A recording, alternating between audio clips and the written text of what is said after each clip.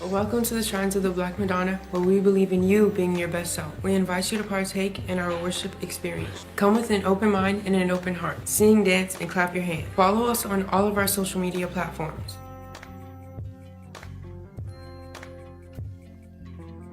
Giving is an opportunity for us to build community, ministry, health, and best self.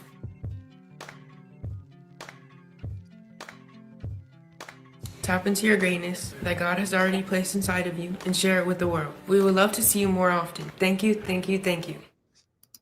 I believe that human society stands under the judgment of one God, revealed to all and known by many names.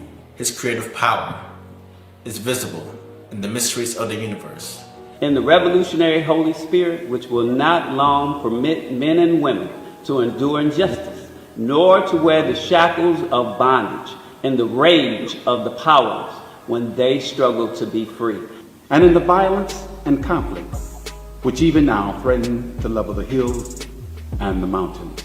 I believe that Jesus, the Black Messiah, was a revolutionary leader sent by God to rebuild the Black nation Israel and to liberate African people from powerlessness, from the oppression, brutality, and exploitation of the white Gentile world. I believe that the revolutionary spirit of God embodied in the Black Messiah is born anew in each generation, and that Black Christian nationalists constitute the living remnants of God's chosen people in this day, and are charged by God with responsibility for the liberation of African people.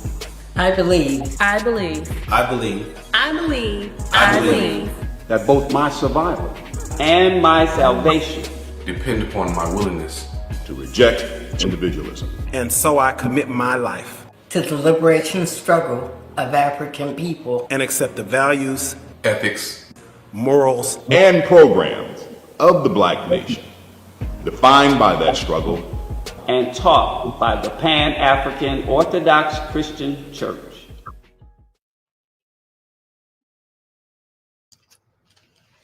Right. Good everything. Good everything. Merry Christmas. Oh wait, that's next week. Sorry. Is it next week? Next week. Happy Kwanzaa. That's next week too. Actually, no, Christmas is within this corridor. So this time next week, Christmas will be on the second day of Kwanzaa next Saturday. Yeah, that's right. We're in the bye corridor. Buy that stuff. Klaus hit the starter pistol on Thanksgiving Day, and people been out here throwing money at good money behind bad money. Have but they? Yeah, maybe I'm not in the bubble because you're not. I feel we like buying. Yeah, I feel like no one's buying, but maybe that's just my. How do we gauge it? Because I'm looking at I saw at a construction site yesterday here in DC, one of the "We Ain't Buying It" posters actually was right next to can you believe it's the 30th anniversary of the Roots "Do You Want More" album? Anyway, you know how they have those wooden walls they construct while they're doing construction, and then people go and put posters on them. There was the "We Ain't Buying It," and there was the Roots album. And I'm saying, should we buy the Roots? But the whole point. But we can buy the Roots album because that is still supporting the liberation. From where? And feeding Where should we buy it from? Are there Black-owned record stores or? Yes. But I doubt if there's a Black-owned platform, then there are Black-owned platforms. You profile them all the time. But I suspect that more people are just choosing to renew their subscription to Apple Music or Spotify and listen to it there and, kind of sing about Black liberation for white profit, which is beautiful. I mean, I think that's what we were fighting for, right? We just wanted to spend our money the same way our money spends. But you've been reporting on this and talking about this. I mean, so-called Black Friday, the online dimension of it in particular was the biggest ever in some ways. I know we don't participate in the same way, and that shouldn't be received, if accurate, as, at least in my opinion, as a barometer that would kind of lead to us being discouraged, because our toes remain down regardless. This isn't a seasonal thing. First time I met Roy Jr. was when he was working for Comedy Central covering the 20th anniversary of the Million Man March, and he was standing on the mall there at the Capitol. And at that time, remember, the theme in the wake of that was, and they quoted Martin Luther King, the Nation of Islam, let's redistribute the pain. Nobody buy anything for Christmas, and that was in October of 2015. So we know how well that turned out. And I don't find any discouragement in it. So it's the principle. So I feel good, actually. At the same time, very focused and very reflective. This is the time, as I was telling you, that I, kind of plan out my entire year. This is my couple of weeks for me to just imagine what that's supposed to look like. But I'm very encouraged, actually, because, you were talking this week on Sirius XM Urban View, channel 126, where you host Urban View Mornings with Lamont King, Wednesday, Thursday, and Friday, about them catching the car. And a lot of folk have caught the car. And you can see the desperation. That little speech that y'all's president gave this week was full of lies and all over the place. It was very weird. But again, it's like, if people tell a lie long enough, maybe enough people will believe it, but I think we're not buying it. And I don't know, and the media is complicit because it's bought and paid for. We saw, the Ellison clan try to grab this, and Barry Weiss out here doing a town hall that did not get ratings. Nobody really watched that. But our media was bought and paid for before. Murdoch clan, the Zuckerberg clan. There's been, and now media is social media, right?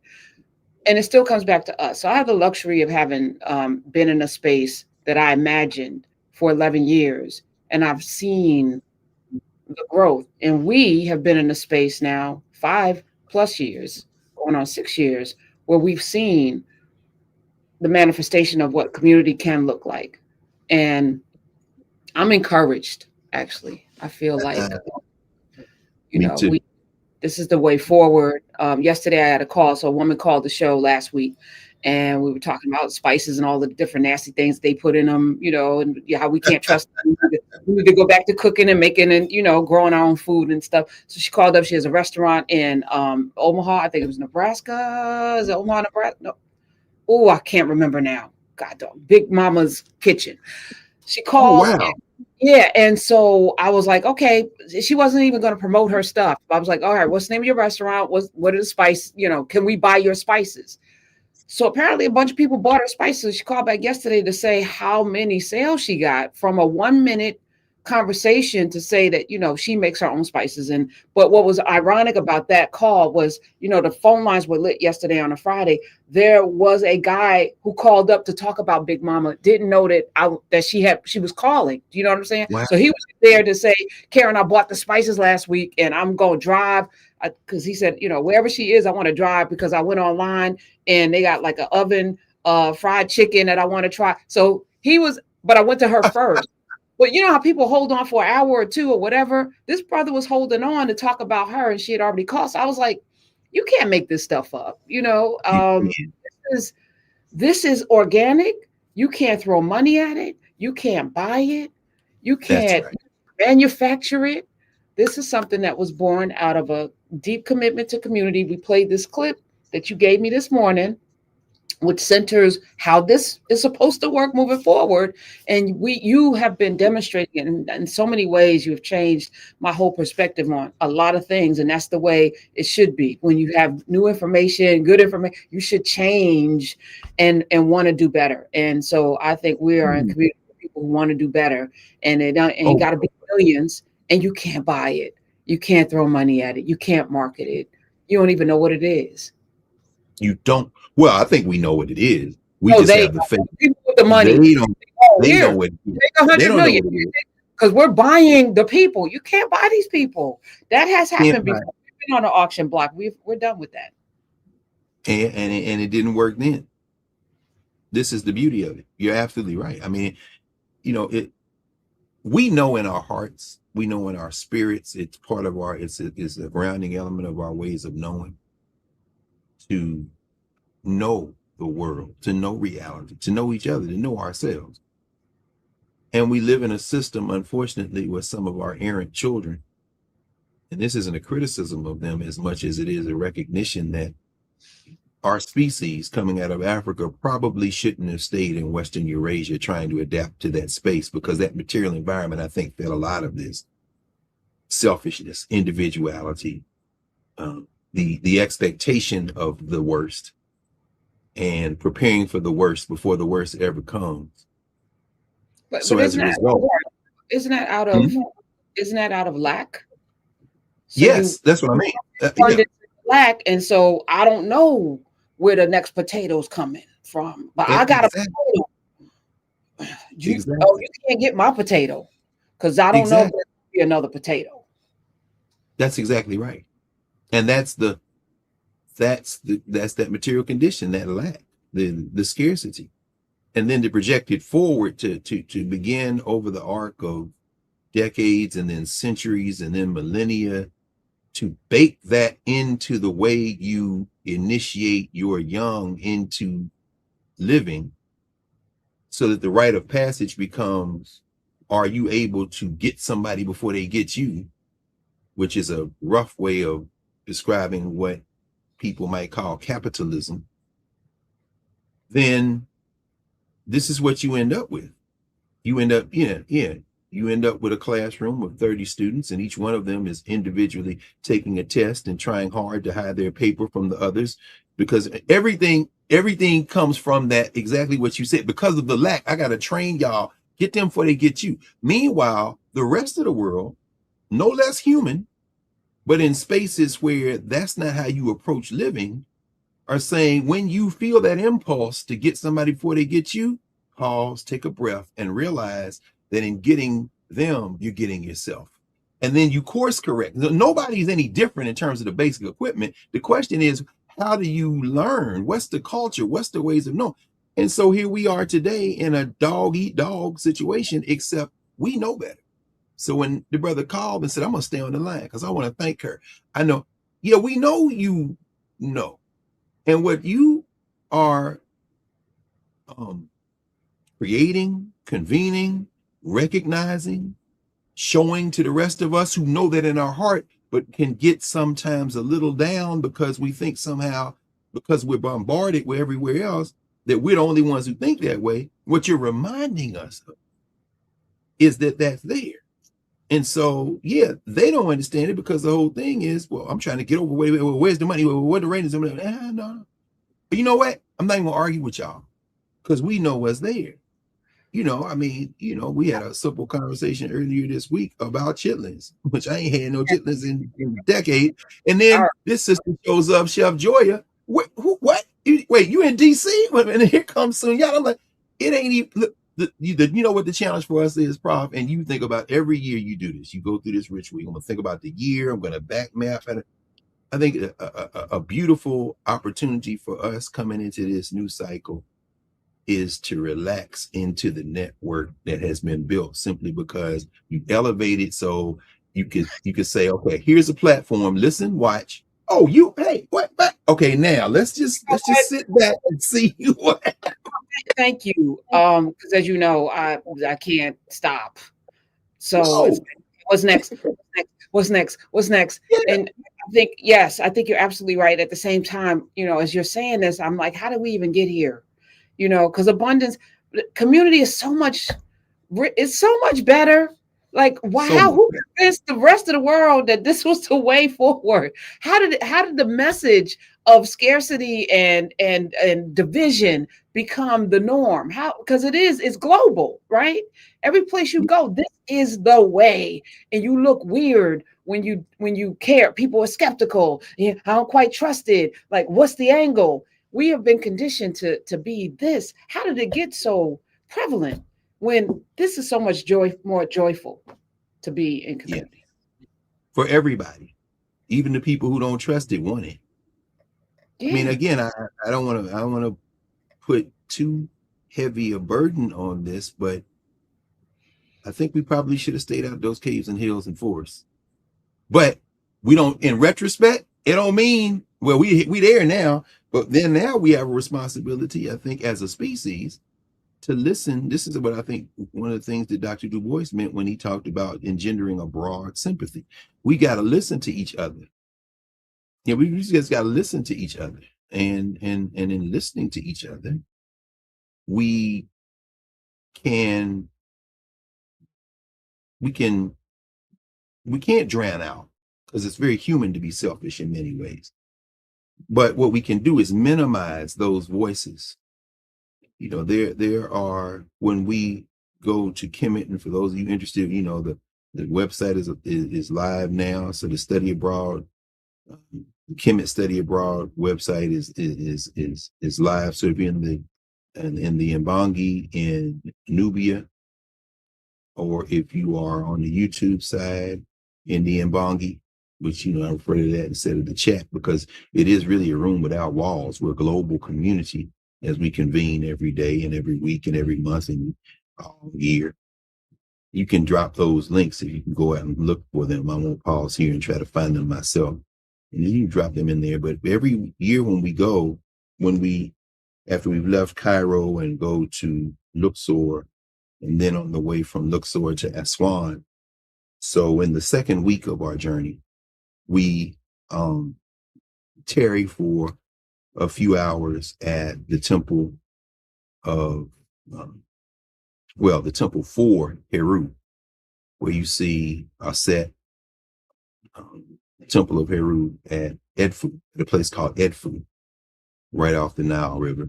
And there is a depiction there. This is a late period, Ptolemaic period, Greek period. The Greeks, of course, had, absolutely nothing to do with the construction of the temple, with the meta-nature that is written there. They were simply the temporary occupying power in the region. The Egyptians continued unassaulted because the Greeks, in the best moments of their cultural lives, collectively could not grasp even a fraction of what the Africans were doing. Although they learned a great deal. It's not to diminish the Greeks, it's just to understand that they, as Solon would say, were children to the Africans, to their parents. But what you see on the wall there at Edfu is a depiction of this struggle between Heru and Setek, between who the Greeks called Horus, who they call Set. This is really a metaphor for the battle for our character. So for those of you who remember the story, at least as it was rendered by Plutarch, there was a murder committed. Setek murdered his brother, Asar. Set killed Osiris.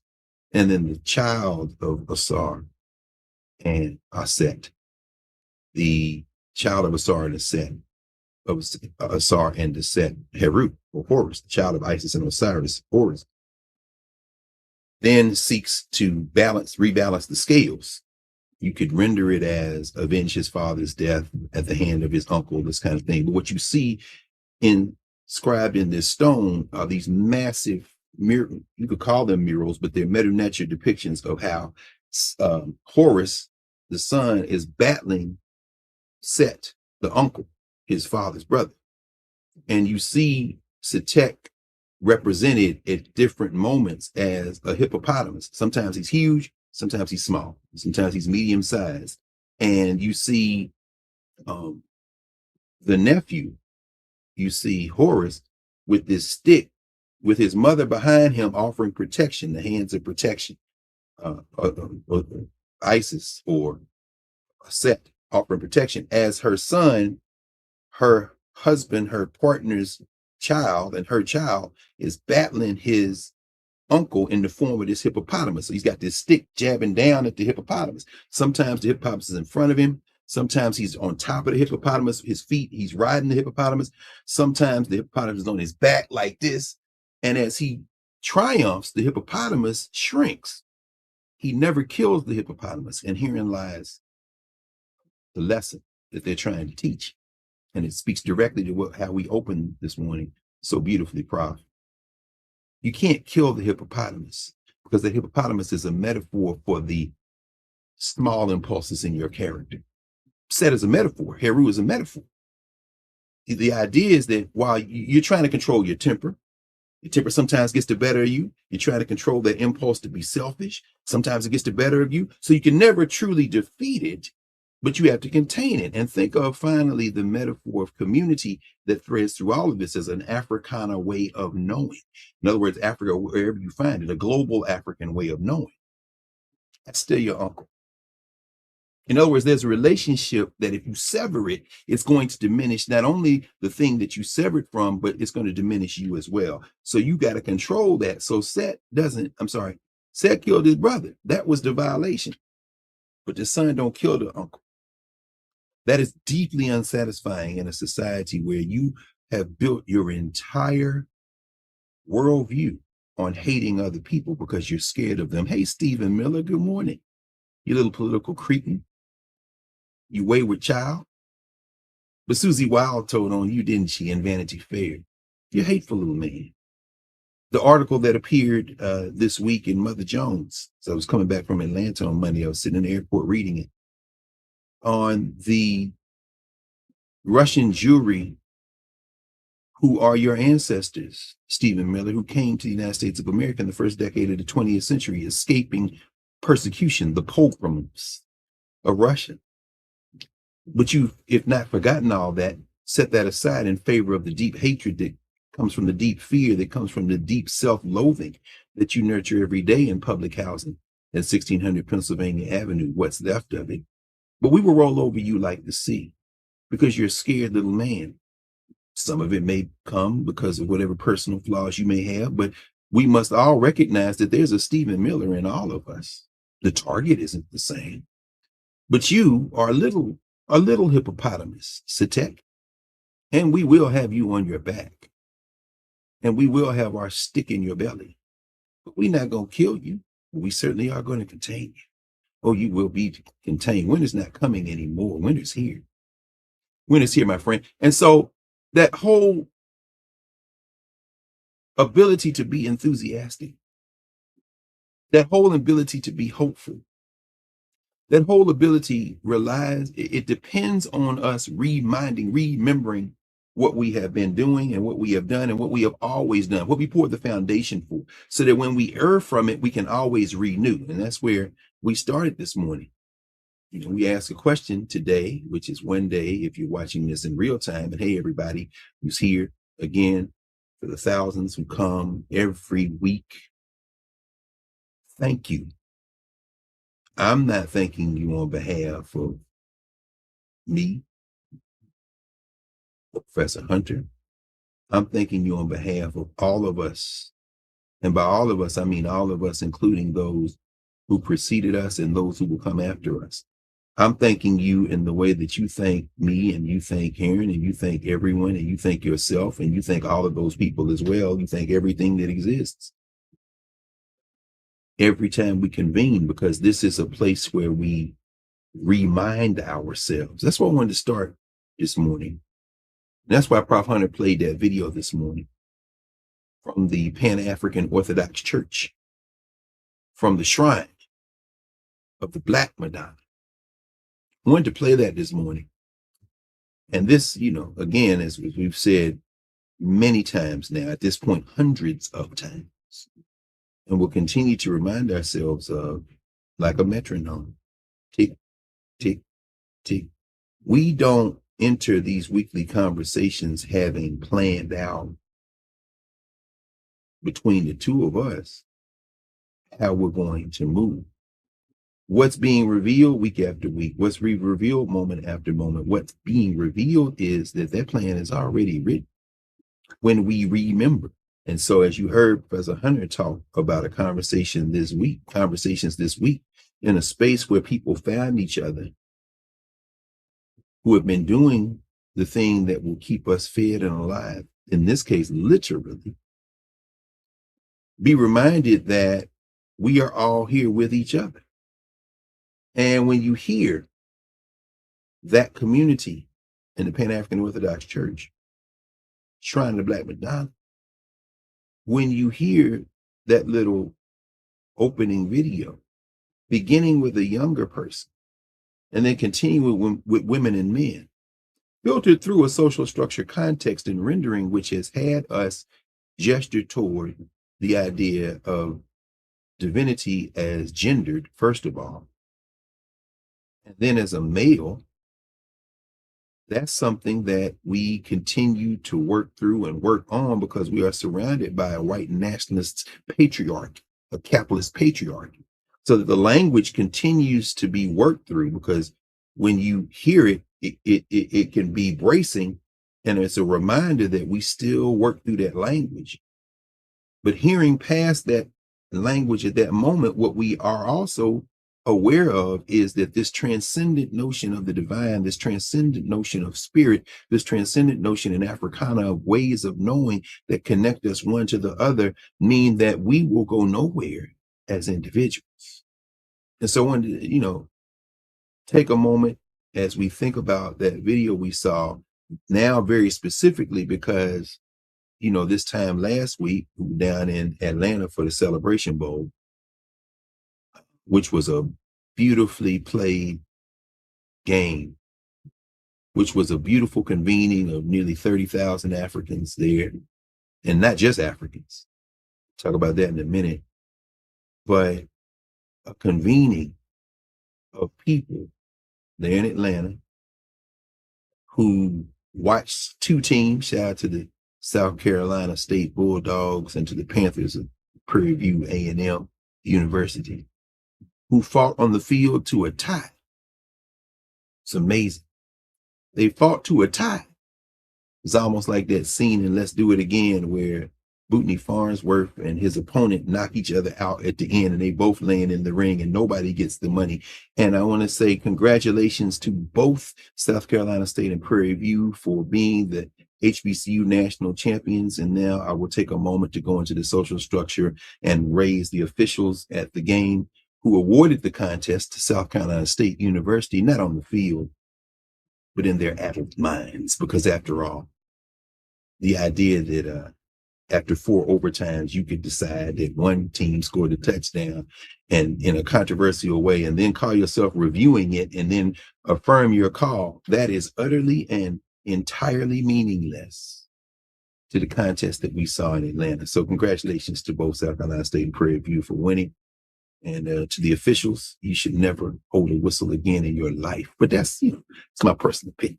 And anyway, I'm not a football player. I'm not a football coach. And I understand both sides of the debate. I think I do, but that's irrelevant because the important thing was the convening. And so the next day, dropped by the bookstore of the Shrine of the Black Madonna, the West End of Atlanta, in the shadow of the Atlanta University Center, down the street, around the corner from Booker T. Washington High School. And, it's a beautiful thing. Wanted to go by there, try to go by the Hammond House, which is the first African-American museum in Atlanta. It was closed. I'm determined to get to the Hammond House next time in Atlanta. But then we said, well, let's go by the shrine. By the Shrine of the Black Madonna bookstore, see what they had.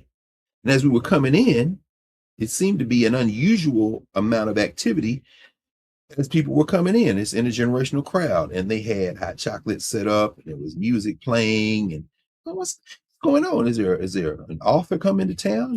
Like times Mama Nia over at Medu Bookstore will have an author, and you'll see a table set up, and there'll be people milling. But this was a Sunday around maybe 1 o'clock, 1:30. And so it's like, oh, maybe there's something going on. So, going in, looking around and looking at books, listening to the conversation. And then after probably about 10 minutes, you realize, oh, this is almost like a reception. Or like a convening, like us after something. What is going on? Because people were kind of talking. These are people who clearly didn't come there and saw each other there for the first time, but who knew each other as they were coming in. So maybe there's an organization meeting. And then somebody said, Dr. Carr, I looked around, it was Brother Nkosi, who was one of my students at Howard University. So what's going on, man? Oh, we just coming in after church. Ding! It's Sunday as a heathen. I've begun in many ways to treat the 7 days as virtually indistinguishable from each other, tied together primarily by responsibilities, obligations, commitments, like in class. We know that's on Saturday. But Sunday for me is, a little different now than it was when I was growing up and, going to church. And it's not a thing that, if I want to see church on Sunday, I'll tune into Otis Moss or Freddie Haynes. I'll come by Bill Lamar and, I'll go see my brother, Jeff Obafemi Carr. I mean, I'll tune in to who I want to see. But the ritual, oh, it is Sunday. Oh, it is. Oh, yeah, this is the time you would come after church. And sure enough, Bishop Wenda comes walking in, he and his wife, Wenda Brown, who was the bishop, Shrine of the Black Madonna in Atlanta. The father, the parents, of course. And so, hey, Dr. Carr, we started talking. It's a beautiful thing. And then slowly people start, oh, yeah, hey, what else? So we standing there having a conversation. And we were taking pictures. It was a beautiful thing. And here's where I'm going with it in terms of community and how we opened up. And we didn't plan this. So let me just put it, as Joe Madison would say, where the goats can get it, us all being goats in this situation. Bishop says, Jaramogi Kimathi, who is the presiding prelate over the whole Shrine of the Black Madonna. We talked about him. If you go back to In Class 122, when you go to session 122 in our collection, and just go look up In Class With Carr 122. That's where we're talking about Fred Gray. We also talk about really primarily inside out community building. We were in Houston at the time. And where the Shrine of the Black Madonna in Houston, Shrine number 10, that's the home Shrine of the Black Madonna of the presiding bishop over all the shrines, Bishop Kimathi and his, Jaramogi Kimathi and his partner.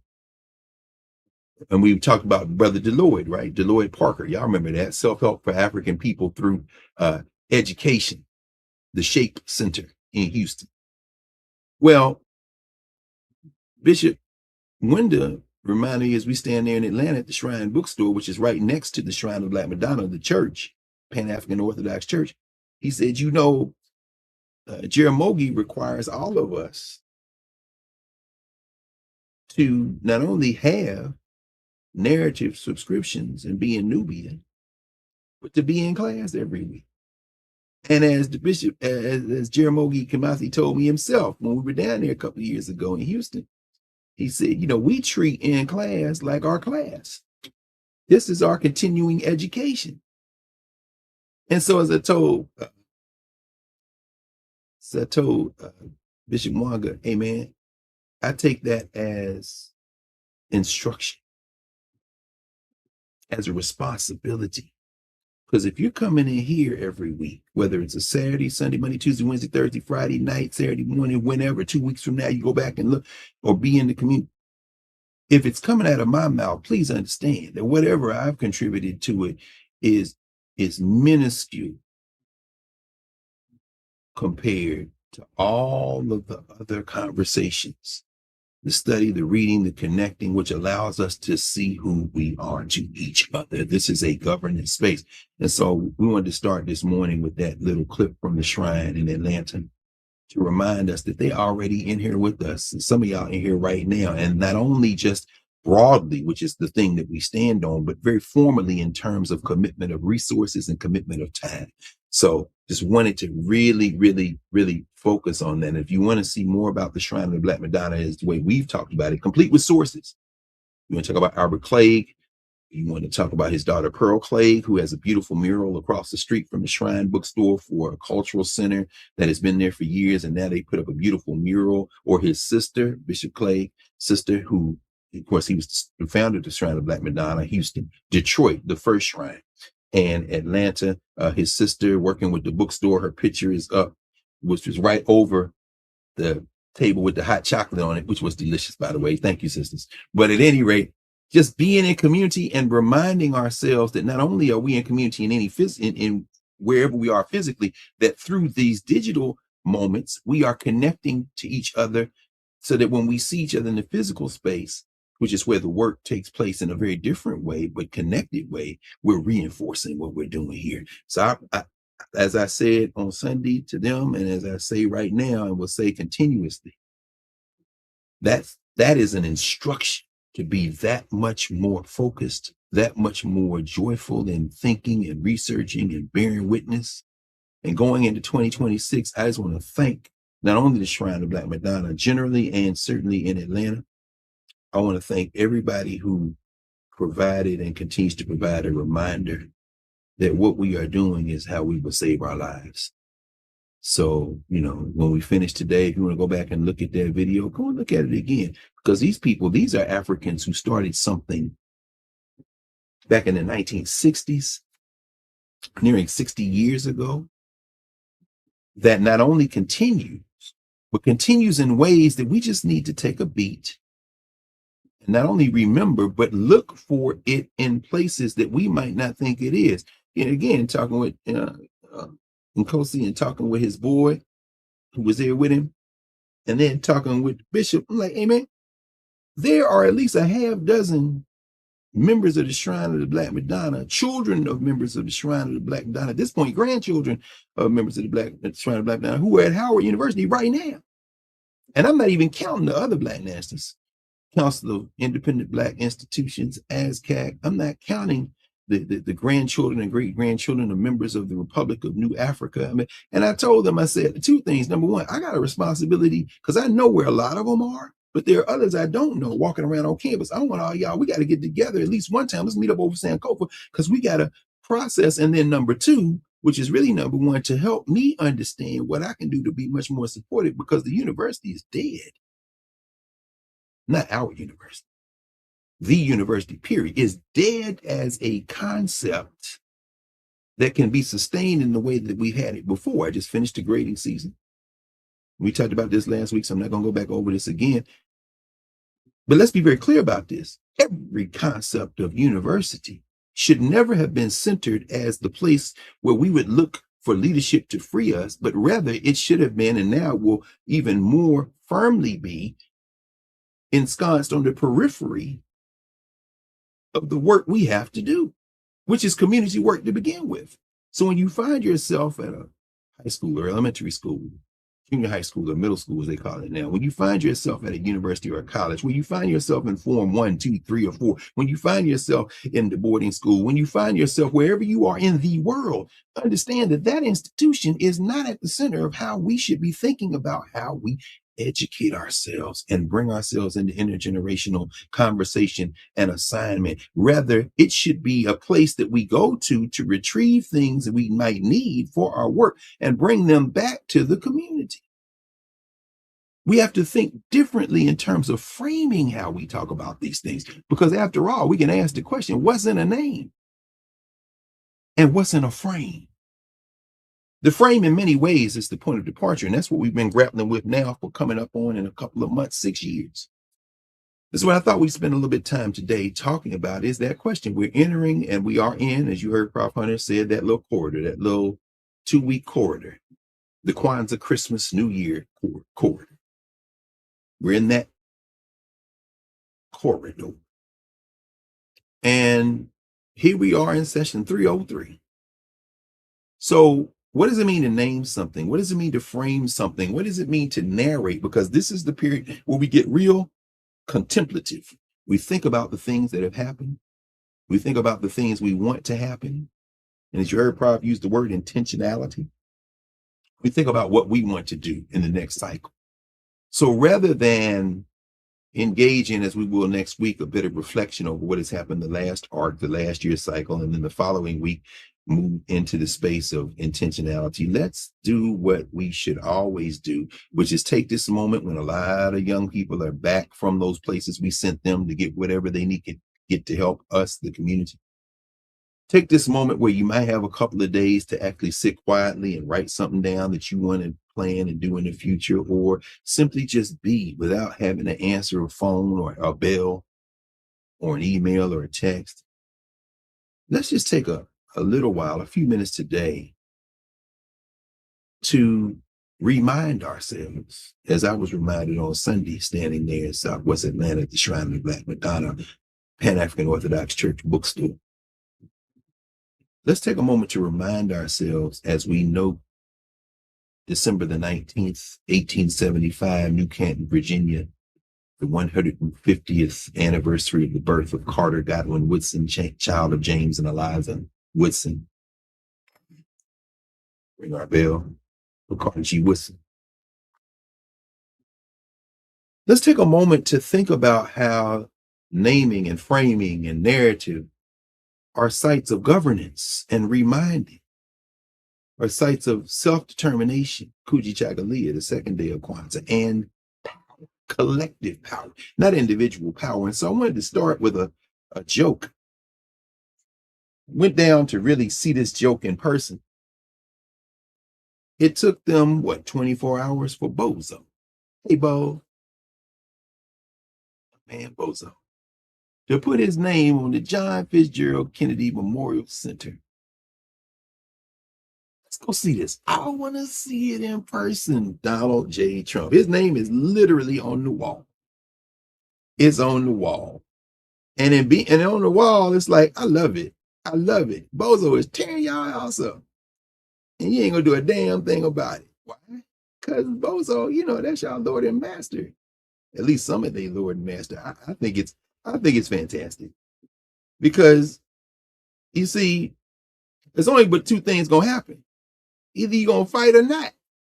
But you understand that when the fight happens, it's gonna be over for them. And y'all can't see that. Can you see? That's the can't really see. I'm just showing y'all Donald J. Trump. And I'll show y'all. Anyway, I take a picture of it. Gotta take a picture. Bozo. And here's the thing. It's tricky grammatically, because English language is garbage can language anyway. And we know in Africana ways of knowing past, present, and future are much more expansive. So when someone makes their physical transition, when somebody dies, when somebody becomes an ancestor, when somebody graduates, then they continue to exist in our memory and in reality, in whatever form that they have now taken or returned to, really.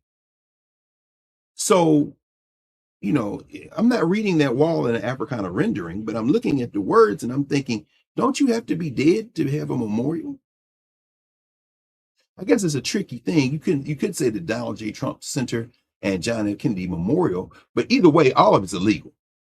I went back and read the law, and then read the 1964 public law that was signed in by and joint by the House and the Senate, written into law by Lyndon Baines Johnson, of course, because the idea of a national cultural center predates the assassination of John Kennedy in November 1963. And then the following year, not even a year later, but in March or February of 1964, they passed a law and say, we're no longer going to call it the National Cultural Center. It will now be known as the John F. Kennedy Memorial Center, and that you can't change the name, and that's what it's going to be. And every reference that says National Cultural Center will now say the John F. Kennedy. So you can't change it. But in looking at Bozo's name up there, I chuckled to myself and thought, and immediately said, wait a minute, don't you have to be dead to have a memorial? So in some ways, politically, this might actually be prescient. My addled friend, wayward molting child.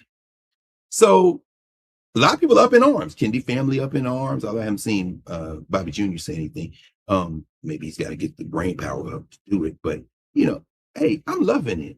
I'm absolutely loving it because and I heard Heather Cox Richardson, the historian, say this a few weeks ago. When asked, what do you think is going to happen next? And she talked about it in terms of a metaphor of a pendulum. And she says, as far as this is swinging out this way, it's going to swing back the other way. Past is prelude, and past is always prelude when it comes to human behavior. So when Bozo and his crew are vanquished, and it's going to take the vanquishing, none of this is a fait accompli. It's going to take some work. But if and when that happens, it won't be a return to this. Now you go that way, and I'm not saying these two things are co-equal. I mean, it is in some ways, I suppose, a battle of Horus and Set, right? But when this hippopotamus gets put on its back until the next time it swings that way, I expect that there are going to be all kind of reinforcements of laws that are already on the books. I mean, the day that President Westmore, President Gretchen Whitmer, who knows, President Kamala Harris, who knows? The day that, well, actually that day, forget that day in 2028, think about the coming year, which is here in a matter of days. In fact, think about perhaps the continuing federal legislature right now. If you get enough people who say, I'm leaving the federal legislature in January, the MAGA Muppet, Mike Johnson, that politically pliant tool, might not be the Speaker of the House a month from now. But either way, certainly by the November 2026 election cycle, it could be that the tides have already begun to turn, but there will come a moment when the hammers are taken down and that name will be taken off that bill. There's a whole lot of other stuff that's going to come down too, and somebody going to jail. And so Vanity Fair, I'm a Vanity Fair subscriber. I think it's interesting. I'm waiting for my physical copy to come because that issue isn't out yet physically. The one everybody's talking about is only the digital, in the digital world so far, at least as far as people as I am who don't have any inside baseball and don't have an advanced physical copy are concerned. But Vanity Fair may have done a little bit of a service to have a nice little rendering of everybody who could easily go to jail. So, but then coming back from down there, I'm thinking, what's in a name? And of course, with Carter G. Woodson's 150th birthday having just passed, and now we're entering 2026, where the Association for the Study of African American Life and History, and shout out to Brother Kemet and everyone else who went over to Paul Dunbar High School here in Washington, D.C. I was in Atlanta. I would have been there physically. Dr. K. Whitehead, the leader of ASALH at this moment, president of ASALH, and everyone who convened for the annual birthday party for Carter Woodson, and who, of course, gave advance peek at what will be ASALH's formal 100th year of Negro History Week, became Black History Month, 1976. And here we are 50 years after 1976, which was 50 years after 1926, which was, as far as ASALH narrates it, the rendering of the first Negro History Week in the association's life. So 2026 is the 100th anniversary. Again, thinking about this, we ask, what's in a frame? What's in a name? Is it Negro? Is it African American? Is it colored? Is it Black? What's in a name? Is it the Donald Trump John Kennedy Center? No, it's not. That's illegal. You put your name on it, but that don't mean that's what it is. And then Carter G. Woodson would say, well, what the thing is named is less important than what it is. There are people who find comfort in that, who believe in the Kennedy Center for whatever reasons. I understand. Countries have to have their myths. People have to have their myths. Human beings have to have their myths. There are people who are still propping up the myth that some white man's going to come down the chimney in a home invasion and leave presents that you bought for your own children who will thank him before they thank you. That's fine. And thank you, Baba Naeem Akbar, 30 plus years ago, closer to 40 years ago now, would always tell that story as a home invasion. And that just, it always stuck in my mind. Love you, Bob, always. But we need myths. You need a Kennedy Center to hold people together. You need Santa Claus, you need Kwanzaa. Kwanzaa's a made up holiday. Name the one that's not. I'll wait. I suppose your birthday would be one. I'll give you that one. But we're drawing this week on Woodson. We're going to draw on something that he wrote in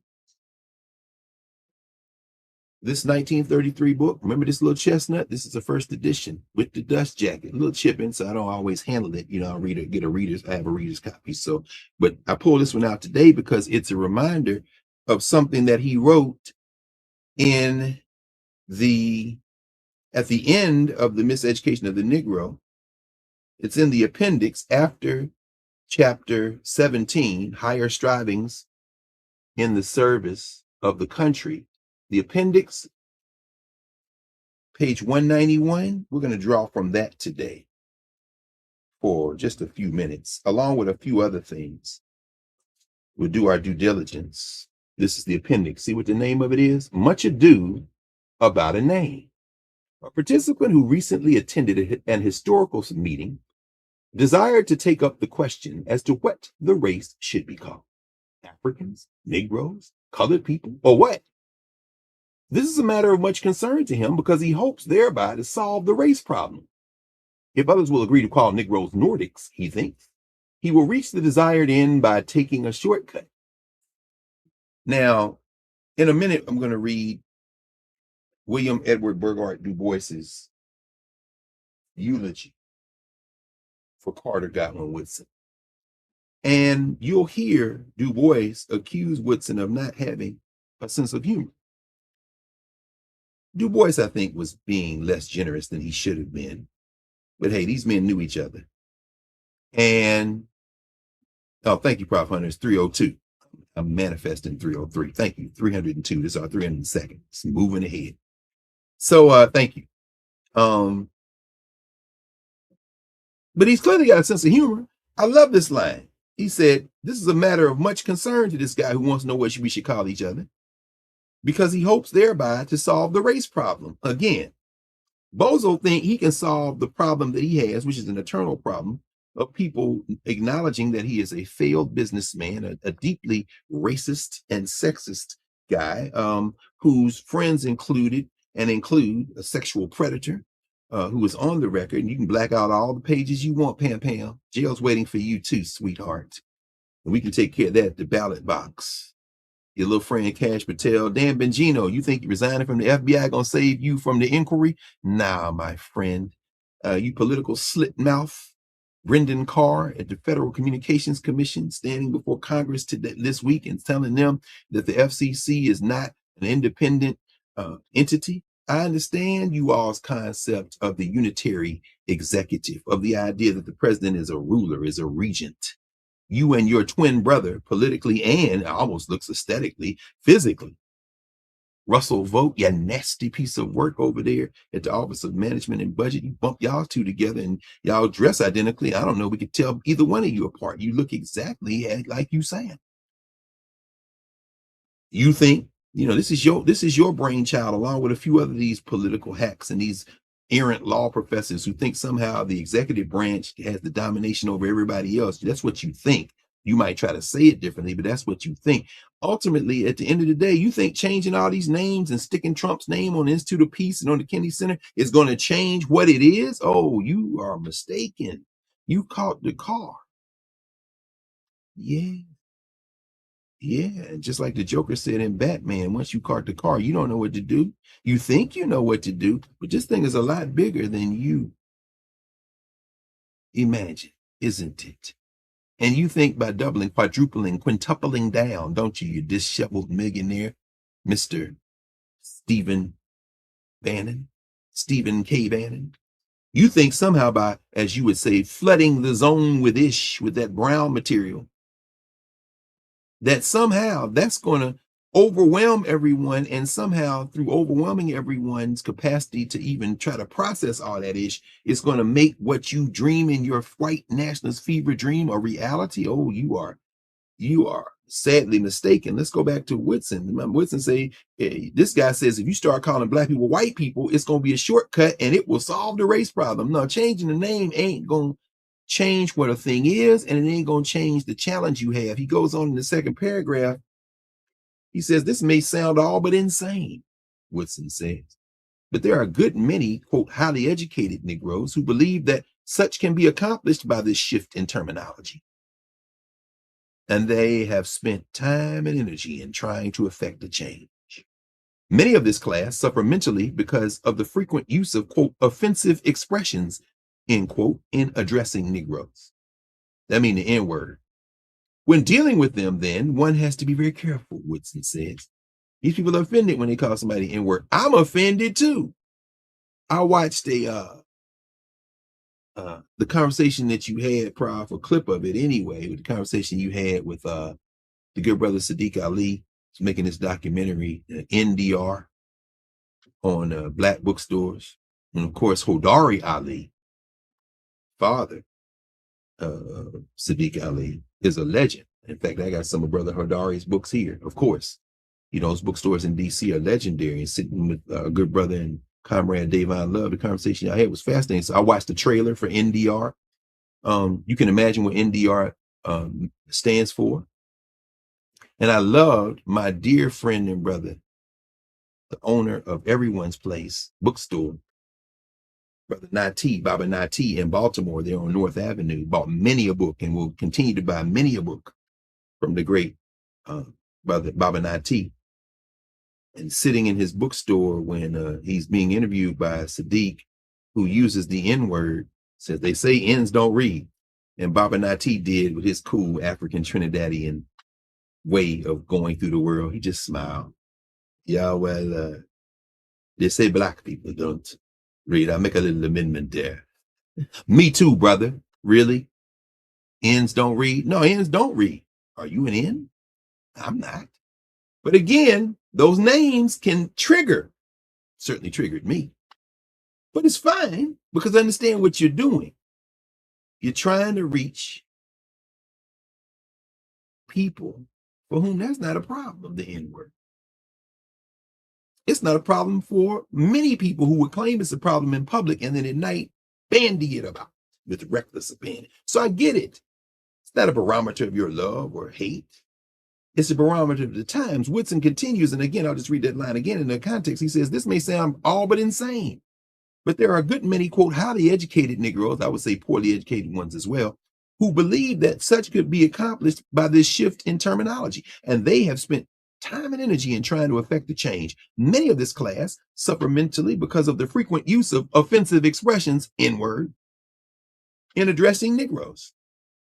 And as Malcolm X said, which is what Les Payne, one of the founders of the National Association of Black Journalists. And by the way, NABJ, congratulations. Just passed the anniversary of your founding, the 50-year founding, 50 years ago. Congratulations to the National Association of Black Journalists. But Les Payne, who was a founding member of the National Association of Black Journalists, in his book, The Dead Are Arising, that we've talked about before, biography of Malcolm X, finished by his daughter Tamara a couple of years ago. That book opens with Malcolm X getting into a back and forth with someone in an audience and says, stop calling me Negro. I'm not, he said, no, stop calling me black. Stop calling me black. I'm a Negro. And Malcolm replies to him in the crowd. He said, so it's okay for me to call you black in Spanish, but not English? And everybody starts laughing. Woodson is making this point. He says, and he goes on to talk about some of these. He says, when dealing with them, then one has to be very careful. And then he talks about how some people want to be called black. How he's traveled in Europe, he's been in France, and these people want to be called black. And even white people who look white by appearance would say, no, I have some Zulu in my blood. What? I mean, where it's seen as an asset. But then here's the money paragraph I want to go right here. He says, it does not matter so much what the thing is called as what the thing is. I'm gonna come back to this again and again today for these few minutes because it's a layered conversation, isn't it? Because what we're dealing with is, let me just pause here to reinforce this. What we're dealing with here in part is a question of how to penetrate our minds, our spirits, our souls. And by penetrate, how does information penetrate? How do experiences penetrate to allow us to reinforce the best of ourselves in terms of our spirits, our actions, our communities, our relationships, and diminish those elements of our relationships, of ourselves, of our actions, which are harmful, realizing that we may never be able to completely eliminate them, but like that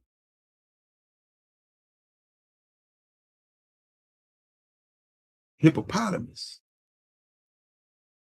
that Horus is trying to control, we can minimize that hippopotamus as we practice discipline and restraint, as we practice generosity and focus, as we lean toward the collective rather than the individual.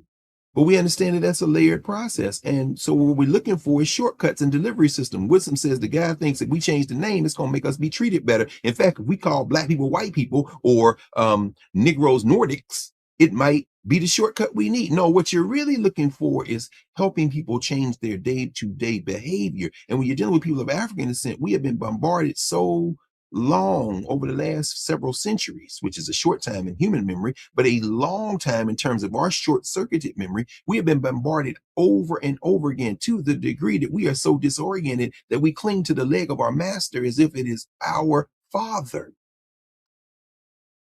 Now, if you're going to do that, then it does matter that you put Donald Trump's name with John F. Kennedy's name, because you don't know enough about Kennedy to be critical of Kennedy. So you don't want Kennedy's name besmirched by Donald Trump's name. What if it doesn't matter? What if it is less important what you call a thing than what a thing is? And that will be true at the so-called Kennedy Center, except all the people who perform there, who I want to see and who have seen over the years, are saying they ain't going down there right now. They'll be back. Because, Bo, that awful day will surely come. Politically, it's going to come for you sooner, hopefully, than physically. But that day is coming either way, and there won't be a Trump memorial on that site, my little friend. And your little scurrying around political lackeys and political masters, the little imps that sit on your shoulder, whether their names be Stephen Miller or Russell Vogt, whether their names be Brendan Carr or Christy Nome, whether their names be Caroline Leavitt or Dan Bongino, whether their names be Pam Bondi or Robert Kennedy Jr. himself, will be washed away politically and entered into the annals only as a cautionary tale, as its pendulum swims back to the other side. And maybe there's an elevation and reinforcement of the kind of rules and adherence to the rules that would make the United States of America a better place than it is. Who knows? But we know one thing: you're not going to last. You're not going to last any more than any of the rest of us. And you're going to go down in history as a very different narrative, a differently narrated human. For some people, it's going to take an environment where they perceive themselves to be safer than they are right now. But rest assured, if you think your name is going to be closer to the Hitler end of this, to the Franklin Roosevelt end of the spectrum than the Adolf Hitler end of the spectrum, you're not paying attention. But then again, we know you're not paying attention. So Woodson is like, if you change the name, maybe the behavior will change. No, Woodson is saying you don't change a thing through a shortcut. You can't have a shortcut. You've got to do the hard work. We have been here 302 consecutive weeks. And in taking a moment to go through that index and look at the times that we've talked about the Shrine of the Black Madonna or the Shape Center or Carter G. Woodson, I am reminded that there are no shortcuts. That doesn't make me sad. It makes me glad. Because any moment you decide to slow the world down and sit with a thing is a moment when that transformation opens up like a flower. Woodson goes on to say, he says again, it does not matter so much what a thing is. He says, exactly backward. Let me read that again. It does not matter so much what the thing is called. That's what the thing is. The Negro would not cease to be what he is by calling him something else. But if he will struggle and make something of himself and contribute to modern culture, the world will learn to look upon him as an American rather than as one of an undeveloped element of the population. Woodson and I would have a healthy back and forth on that, because I think that it is so deeply baked into the fabric of this social structure that the African will never be looked at first as an American, except when it is politically convenient to someone.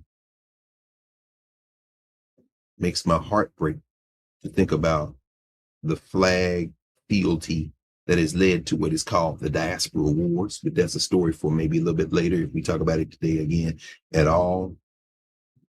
But what Woodson is saying fundamentally is that how you move through the world is much more important than what people call you. Now, again, it's layered. I want to come back to that in a moment, because we live in a society where people don't take the time to sit and think and be. And so those delivery systems that are shortcuts have an outsized importance in a society where people don't take the time. But we take the time. We are committed to taking time. As I said to folk in Atlanta, I am that much more committed every time. And there's not a place I move through the world where I'm not reminded very explicitly that we count on each other, and we're counting on you to continue. And say, you ain't got to never worry about me coming off the wall. I'm going to come off the wall when the wall come off, because that's not me. thank the ancestors and the creator that whatever came through my parents and their parents and their parents' DNA positioned me to be receptive. But let's be very clear, that is the full force of a communal commitment that was forged in existence before I was ever even thought of, before my parents were even thought of, before their 4 parents were even thought of, before their 8 were ever thought of, or the 16 before them, or the 32 before them. That commitment is what I am not only committed to, but I'm not interested in anything else before that. And so let's take a moment to sit with our elder, our ancestor now, our brother Carter Woodson, 150 years ago. And in order to think about him, we're not going to go through his biography today. We're not going to do that any more than we're going to go through Kwanzaa extensively or Christmas. I will take a moment here to remind again, there are no shortcuts. If you want to have a deeper dive, and this is to everyone, including primarily the folks who didn't see it the first time, but really everyone, myself included. When I go back, I'm listening to conversations we've had, Prof, over the arc of these 300 plus sessions now. And I see these are things that make me think about other things that we didn't talk about, or things that we did that remind me. Now, if you are new to any information, it's important not to hear it once, because when people say, oh, I understand that, we did that, so now what are we going to do? I ask a few questions to confirm what I suspect, because I don't want to make any complete assumptions. But more often than not, overwhelmingly more often than not, what is revealed is, no, you don't remember that. And the action hasn't changed. You say, I know, I understand. We studied our history. So now we know you didn't study. You know what? Let me ask you a few questions. No, you didn't study that at all. And that's fine. But what you're not going to do is say that you studied something and then say, but it doesn't matter, because if you had studied it, you know that it absolutely does. In fact, it might be the only thing that does. So for folks who want to hear more about Kwanzaa and think more about Kwanzaa, we'll talk more about it next week, of course. But, you know, the origins of Kwanzaa and so much more, that would be In Class with Carr number 43. Go into the archives. Spend some time this week. You got a few days off, maybe, if you're younger. Number 43. That was on the origins of Kwanzaa and so much more. Because remember, we started in March, we get to December, that's session 43. We came back a year later, session 94. Merry Christmas, as old folks used to say, and Happy Kwanzaa. That would be session 94. So 43, 94. You can go, in fact, we talked a lot about the organization US, showed you a few pieces, the Kwanzaa First Fruits pamphlet that was first published there, going back to 1966 and 67, then go to 147. Session 140, in fact, you might want to start with 147 if you have limited time or you just don't feel like, go to 147. And when you go to 147, you'll see a very, very detailed and sequential rehearsal of some of the best literature on Kwanzaa, scholarship supporting the origins of Kwanzaa, where it came from, how it was unfolded, how you see communities taking root. Because here, you know, what we get every year is a shorthand. Kwanzaa was started in 1966 by Malala Karinga and the organization US. And here are the 7 principles. Whoa, let's take some time. And, you know, many of the books that I used in session 147, which is almost half the sessions ago, actually a little bit more, less than half the sessions ago, I got a few of them over there. Some of them went to storage, but you can go to 147 and get the whole thing. This is one book, of course, that wasn't in there because it didn't exist prior to this. And this is Aya and Ellie's book, Kwanzaa, A Celebration Guide for Home and Community. This is the book that I talked about a little bit last week. And it's an excellent book because it also has at the end, it's a book which goes through the principles. That is workbook coming to go through the days of the year, because we know Karen Hunter has been talking about every day a principle of Kwanzaa, every week a principle of Kwanzaa, and going through that over and over again, week after week, day after day for years. Larry Daniel favorite sister, Larry Daniel, has been doing the same thing coming in. This is this day. This is Kaumba. This is Imani. This is Kujichagalia, Umoja. You know, the whole principles over and over again. But if you want to go to 147. and you will see an exhaustive compendium of books. And I'm showing you most of the books. And of course, I has a great compendium here, a great bibliography at the end of this book, which is a workbook in many ways, which is a book which shows you everything, how to pour libation, how to convene, have conversations. Excellent. All in a little book like this that a child can read with illustrations and everything. Of course, this book didn't exist when we did session 147, but 147 is there. And you can sit with it. And so then you come back in 194, session 194. Yes, Black people celebrate Kwanzaa. We talked about it there. Here's why. We talked about the DC Kwanzaa Collective. The calendar is out now in the places around the United States of America and beyond, the Caribbean, Latin America, Africa. You see people convening. We talk about that. So one final time, 43, 94, 146, actually a little tip in 146, but then 147, really the kind of place you might want to start. And then 194, actually, anyway, I'll pause for there because we can come forward because there are another 100 sessions after that. But this bridge is important. The bridge is important for us to build. I'm gonna come back to that in a minute too, an hour and 10 minutes. I'm not gonna make the point, but let me see here. What did I do with Carter G. Woodson? Yes. Let's spend a moment with Woodson. And what I want to do in this level set here before we go forward for the rest of our time, guess what we're going to do? I'm going to talk a little about Woodson and the prompt about Woodson's life. After we talk about Woodson's life just for a little while, because again, you can go back to those sessions as well. You can talk about them, session 93, session 193. There's a lot of conversation on Carter Woodson, and I'll talk more about this, but I want to just give one ancestor the respect of talking about another. And in fact, I'll do it by point of entry that I mentioned last week, but I'll come here again. This is the book. If y'all go back to last week, session 301, I talked about this book for a moment. As I said, we'll talk about it again this week. Black History and the Historical Profession, 1915 to 1980, August Meyer, Elliott Rudrick. This is the book that after I turned in my final papers, my first semester of graduate school in December 1990, I bought and marked all in and over and around. And then actually, I went to Borders and bought this book after having checked it out from the Ohio State University Library. That's right. That's what I left out last week. I bought another copy because the copy I checked out after I turned my papers in at the Ohio State University Library, I did something that I never do. I was so caught up with the book that I had checked out from the library that I wrote on every line, questions, notes. The marginalia is sick. I wrote every page, right? Because it's an intellectual genealogy of Black people that went to school to study history after Carter Woodson. And so who taught who trained with who was who worked with who. And I'm just like, and I'm making the notes because every book in there, and in the footnotes, every dissertation, every thesis. I went and found August Meyer's dissertation, 2 volumes, had to order it from Michigan. This is the time when you couldn't go online. I mean, you had to order it. And so paid for it off graduate student money, which ain't no money at all.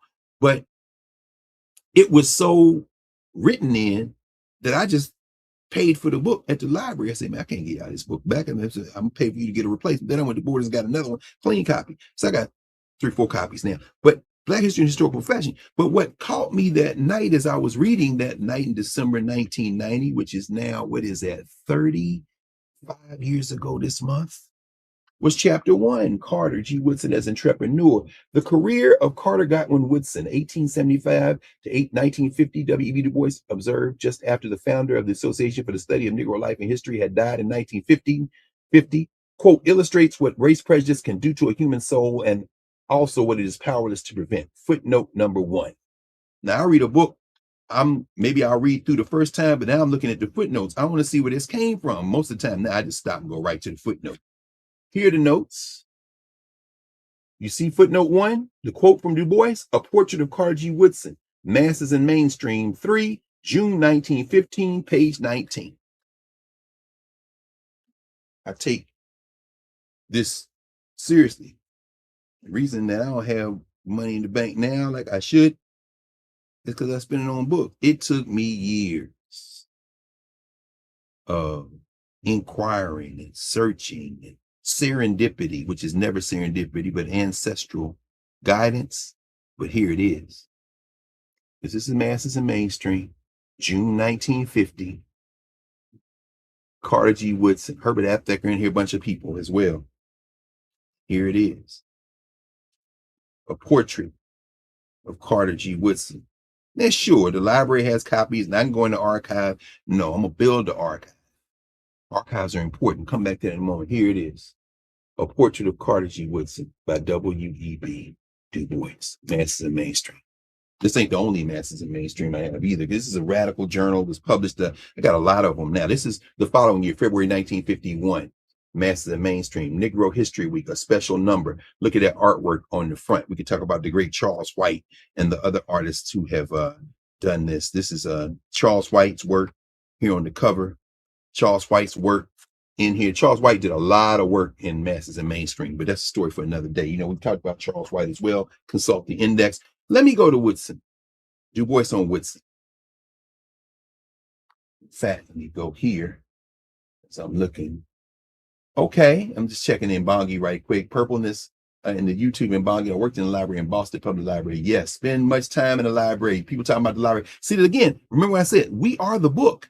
When you're writing in the Mbongis, I go back and look at those. And now that I got a little bit of breathing room for a minute, I'm going to go back and look at both of them because I'm learning. We're teaching each other. See, the thing is right now, while I'm talking, we're all teaching each other, but everybody's teaching each other but me because I'm talking in here with these ancestors and people that come through the text. Now I get to go back and learn from everybody else. So write till your fingers fall off. We're writing the book week by week.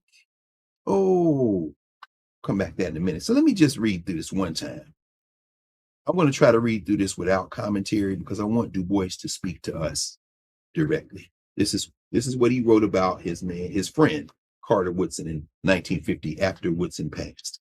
The first line, of course, is the quote that Meyer and Rudwick used to open this book, which helped guide me through the intellectual genealogies of the academics from 1915 to 1980. But while I was reading this, I was listening mouth to ear to Jacob Carruthers and Anderson Thompson and Kwaku Larry Crow and Harold Pates and Ife Carruthers. I was listening to Yvonne Jones. I was listening to Nzinga Radabisha Heru. I was listening to those elders, and Nick Nelson. I was listening to those elders. All of the elders who were pouring into me because they knew a lot of these people. John Henry Clark. Listening to them, Yosef Ben Yakin, and listening to them. And in listening to them, that book becomes a very important point, a vital point. But as Meyer and Rudwick write in the beginning of the book, they interviewed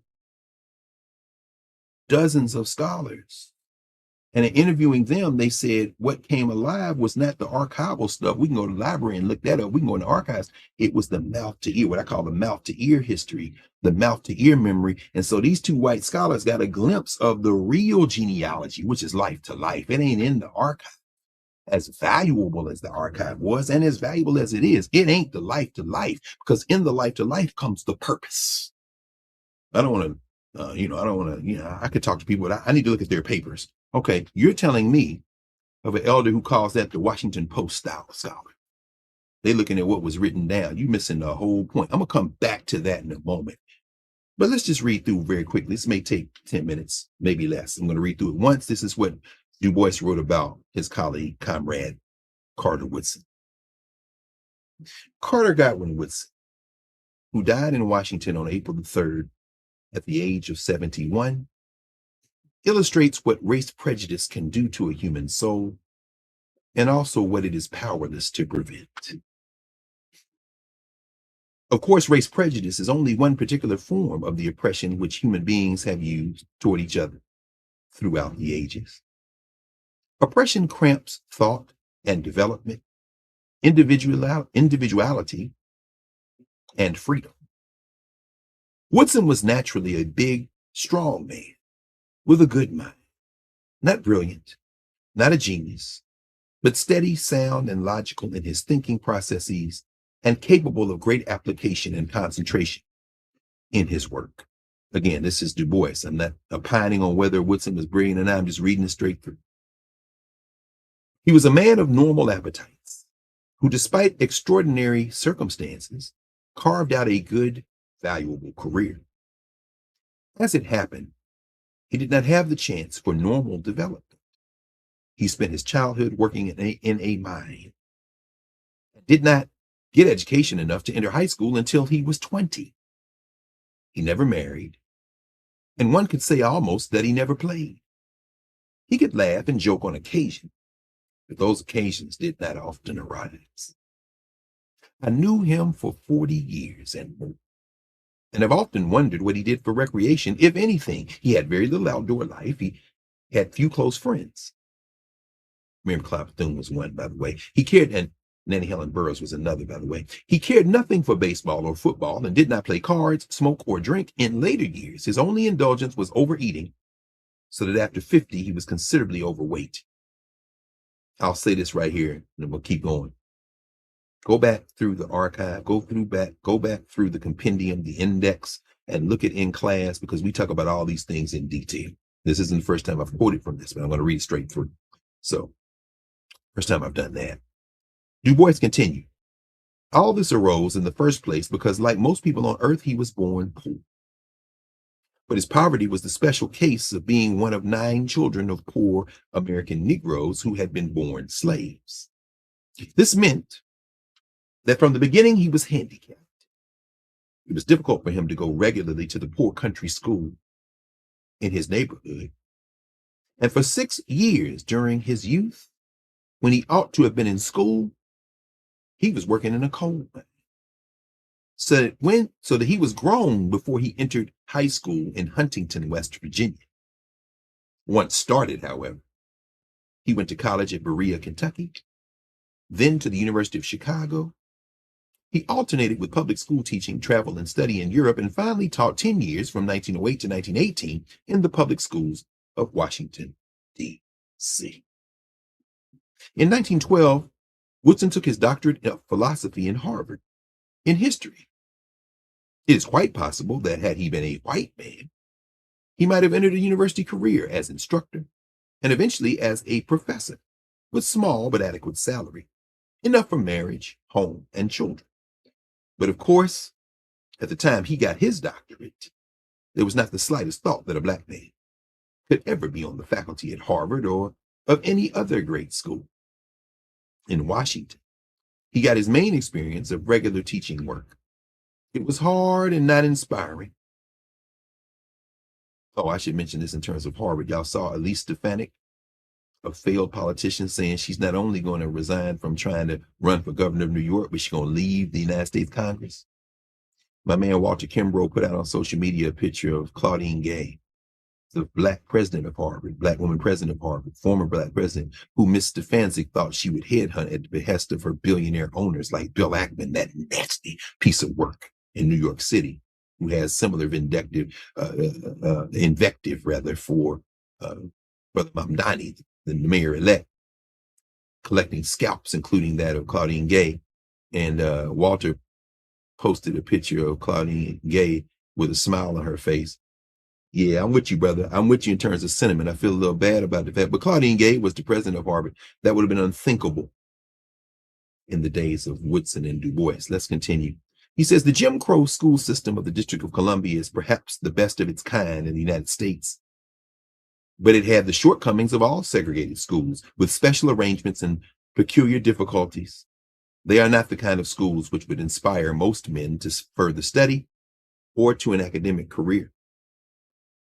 Du Bois writes, after that experience, Woodson turned to college work. He served as a dean for a year at Howard University and for 4 years at West Virginia College. He might have ended his career in this way as a president of a small Southern colored college. His duties would have been collecting funds and superintending discipline among teachers and students, sound familiar?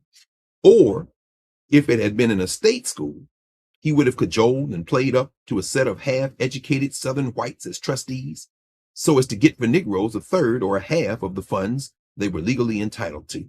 Sound familiar? It would have been the kind of executive job which has killed many a man, white and black, either physically or mentally, or both. And it was the sort of thing that Woodson was determined not to do. Du Bois goes on, he says he had by this time made up his mind. He was going to devote himself to the history of the Negro people as a permanent career. In doing that, he knew the difficulties which he would have to face. Study and publication, if at all successful, call for money. And money for any scientific effort for or by a Negro means abject begging. Some people call it grant applications. And at begging, Woodson was not adept. It was a time, moreover, when all Negro education was largely charity. Not only college education, but elementary and high school training. Groups of Negro and white teachers in Southern schools made regular pilgrimage to the North to collect money from churches and philanthropists in order to support their schools. But the job at which Woodson had carved out for himself was not a school.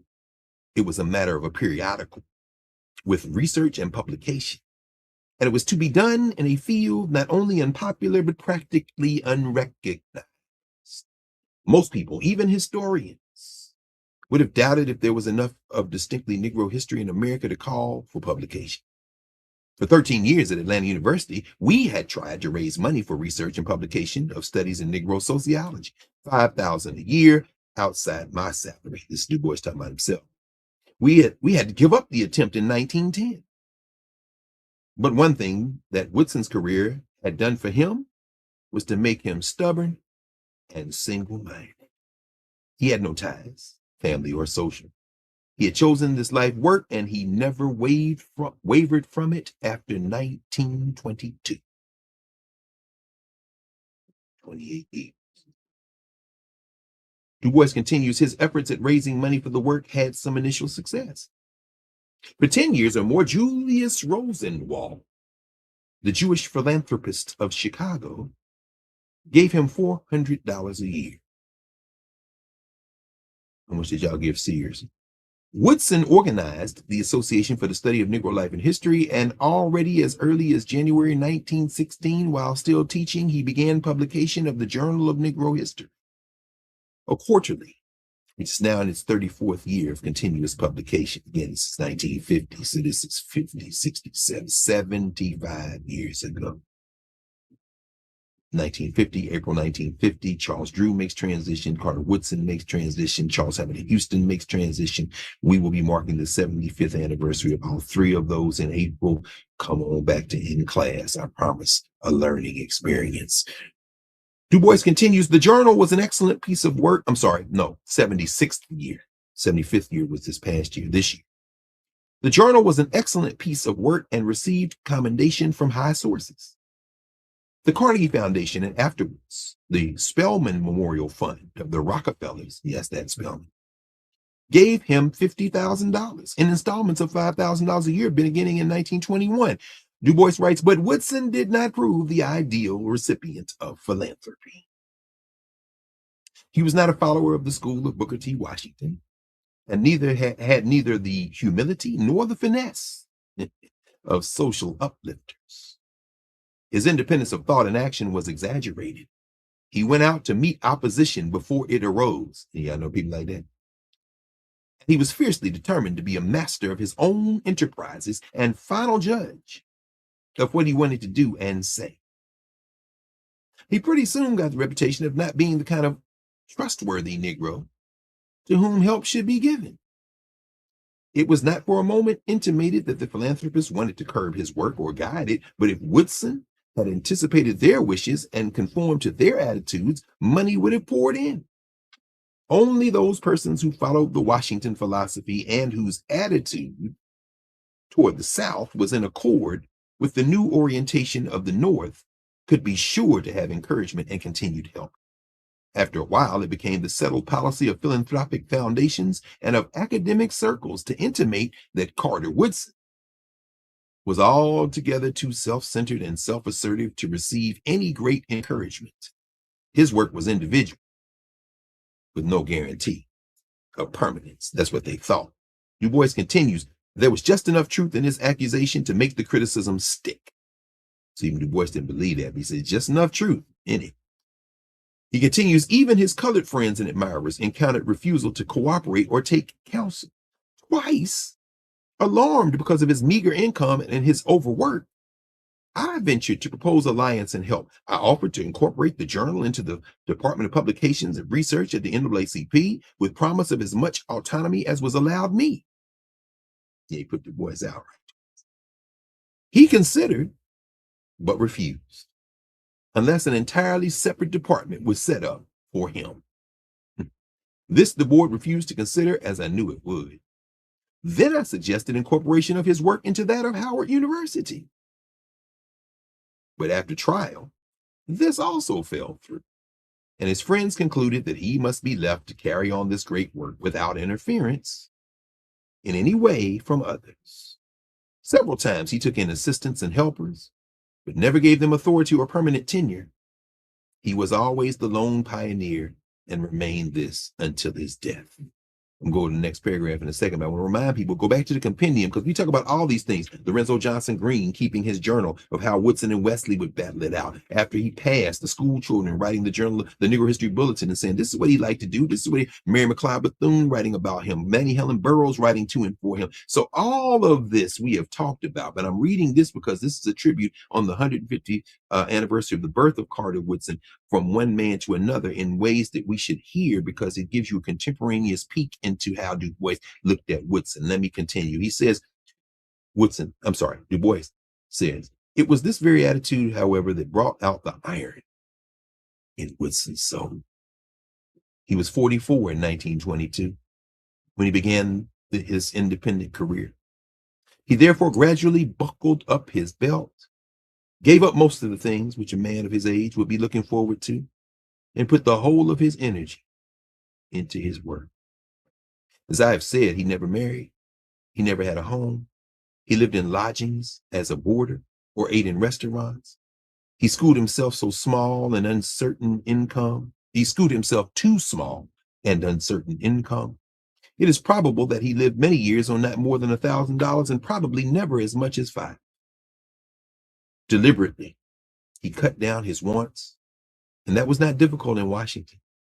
Washington had no theater for Negroes. Its music was limited. There were art galleries, but they were not particularly attractive until recent years and never catered to Black folk. In many cases, they refused to exhibit the work of Negro artists. Parks and public recreation had many restrictions. There was little chance at club life or opportunity to meet men of standing, either American or passing foreigners. Woodson did not have enough money to spend much time in New York or abroad. He therefore concentrated his time, his energy, and his little money in building up his enterprise, and especially in organizing a constituency among American Negroes to support his work. Du Bois writes that was the most astonishing result of his career. He writes, from subscriptions to his quarterly, from donations made by small groups and organizations, from sales of books, he not only continued to publish his magazine, but he also went into the publishing business and issued a score of books written by himself and by others. And then, as the crowning achievement, he established Negro History Week. He literally made this country, which is only the slightest respect for people of color, recognize and celebrate each year a week in which it studied the effect which the American Negro has upon life, thought, and action in the United States. I know of no one man who in a lifetime has unaided built up such a national celebration. Bozo, we don't care whether you make your birthday free admission at the National Park Service. You're already in hell. I tell you to go there, but you live there. You came from there. No one cares. Carter Woodson's house is on 9th Street. My man John Fowler and them running it for the National Park Service. Oh, we will go any and every day. You've left no mark on the world except a mark that will reflect shame upon your progeny. My little bozo friend, this is Carter Woodson. The day he was born, he was more of a man than he will ever be. Du Bois continues, every year, in practically every state of the United States, Negro History Week is celebrated, and its celebration was almost forced upon school authorities, on churches, and other organizations by the influence of the groups of people who had banded themselves together to help Carter Woodson's Association of Negro Life and History Governance, imposing its will on the social structure. You think they wanted to make Juneteenth a holiday? Don't do that. Who cares whether it's one or not? We know what it is to us. Du Bois continues, his chief work, The Negro in Our History, went through 8 editions with its nearly 800 pages and wealth of illustration that was used in the Negro public schools of the nation. More lately, his monthly bulletin of news had wide circulation and use. It is a unique and marvelous moment, which Carter Woodson has thus left to the people of the United States. But in this, and in all his life, he was and had to be a cramped man. A cramped soul. I'm gonna read that sentence again. It deserves it. Those 2 sentences. It is a unique and marvelous monument which Carter Woodson has thus left to the people of the United States. But in this and in all his life, he was and had to be a cramped soul. There was in him no geniality and very little humor. To him, life was hard and cynically logical. His writing was mechanical and unemotional. He never had the opportunity to develop warm sympathy with other human beings. Yeah, Miss Bethune and Miss Burroughs would disagree, and he did develop a deep-seated dislike, if not hatred, for the white people of the United States and of the world. He never believed in their generosity or good faith. He did not attack them. He did not complain about them. He simply ignored them so far as possible. He went on with his work without expecting help or sympathetic cooperation from them. Refrain from comment. Du Bois continues, he did not usually attend meetings of scientists in history. He was not often asked to read papers on such occasions, for the most part, so far as the professors in history of this country were concerned, he was forgotten and passed over. Social structure. And yet few men have made so deep an imprint as Carter Woodson on thousands of scholars in historical study and research. In his death, he does not leave many very warm friends. There were few tears shed at his grave.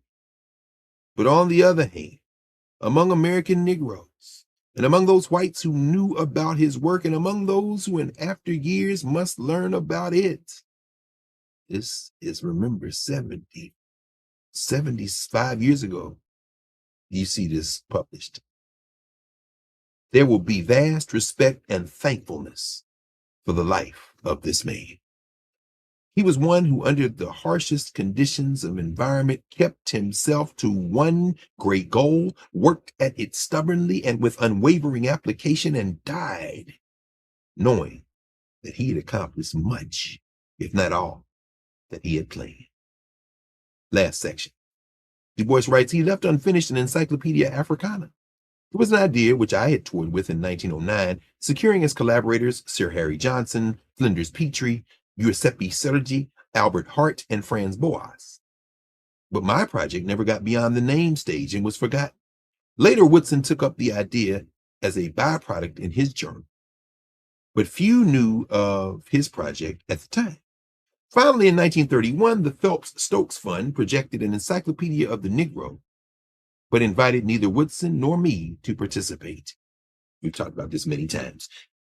Du Bois continues, however, the group called together, including Moten of Tuskegee and Hope of Atlanta, Robert Russo Moten, by the way, shout out to the great Barbara Johns and her family, as that statue was unveiled in the Capitol in Emancipation Hall this week. Barbara Johns, of course, who is the niece of Vernon Johns, former pastor of Dexter Avenue Baptist Church in Montgomery before Martin Luther King. Barbara Johns, who led the walkout in Virginia, which helped fuel what became the Brown versus Board of Education line of cases. Barbara Johns, of course, that school was Robert Russo Moten High School in Virginia. Robert Moten was the principal of Tuskegee, a Hampton graduate, and that's why he's name checked here, because he and John Hope, the president of Atlanta University, and before that Morehouse College, were instrumental in getting what you'll hear next brought to bear. Woodson again says, however, the group called together, including Moten of Tuskegee and Hope of Atlanta, protested, and finally we were both invited. I attended the subsequent meetings, but Woodson refused. I and many others talked to him and begged him to come in, but no. There were two reasons. This was he considered a white enterprise, forced on Negroes.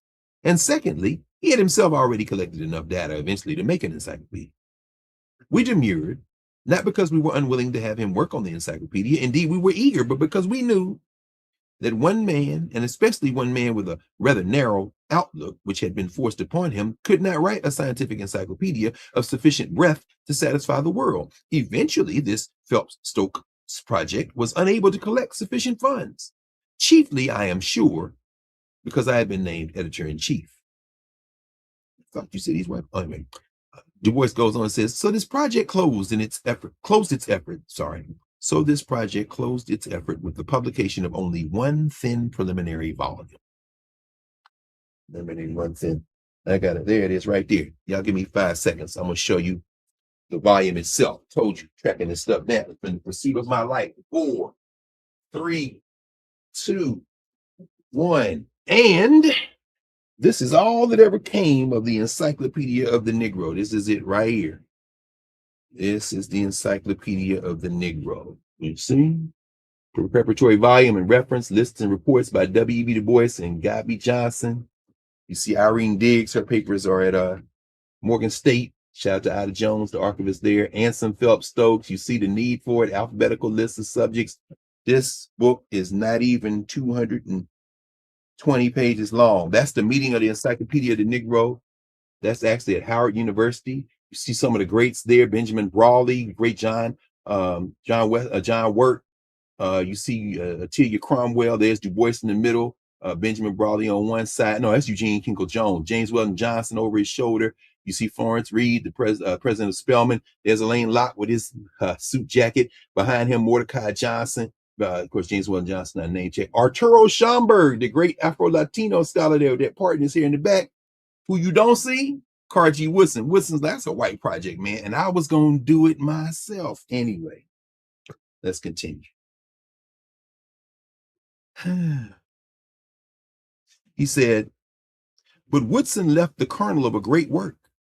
It would be a magnificent monument to his memory if this were to be made the basis of broad rewriting and extension and published as a memorial to his life work. Yeah, that's true.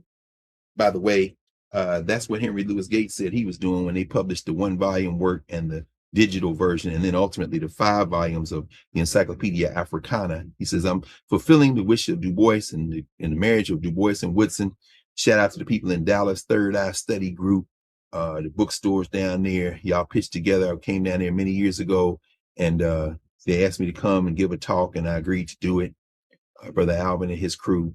And they said, well, how much will you charge? I said, no, I'm not going to charge anything. Just get me a copy of the Encyclopedia Africana. So they bought me the 5 volumes. Again, anything you pour into me is a cycle. I'm pouring it right back into the community. Finally, last 3 paragraphs. Du Bois writes, as a historian, Woodson left something to be desired. He was indefatigable in research. For instance, his collection of photographs of Negroes and abolitionists is invaluable. His Negro in American history deserved the wide use which it has had. Some of his works, like his Education of the Negro prior to 1861, A Century of Negro Migration, Negro Orators and Their Orations, Free Negro Owners of Slaves in the United States in 1830, Free Negro Heads of Families in the United States, The Mind of the Negro as reflected in letters written during the crisis 1800 to 1860, are solid works of historical research. Others of his books were not of so great value. See, I like the African background outline because I like the narrative. This is where we're going to come back around and end for today. See, frame is important. What's in a name? What's in a frame? Let's continue. Du Bois writes, indeed, his service to history was not so much his books as his editorship of the journal, which brought into print some of the best scholars in this branch of history. On the other hand, Woodson himself lacked background for broad historical writing. He was almost contemptuous of emotion. He had limited human context and sympathies. He had no conception of the place of women in creation, and that is not true. His book reviews were often pedantic and opinionated. Much of his otherwise excellent research will have to be reinterpreted by scholars of wider reading and better understanding of the social sciences, especially in economics and psychology, for Woodson never read Karl Marx. Yeah, this is definitely a far left publication. Brilliant work in here, but Du Bois in his bag at this point. Final paragraph, which is not even really a full paragraph, 2 sentences. The passing of Carter Woodson leaves a vacuum hard to fill. His memory leaves a lesson of determination and sacrifice, which all men, all women, all people, young and old, black and white, may emulate to the glory of man, the glory of humanity, I would say, and the uplift of their world. That's Du Bois on Woodson.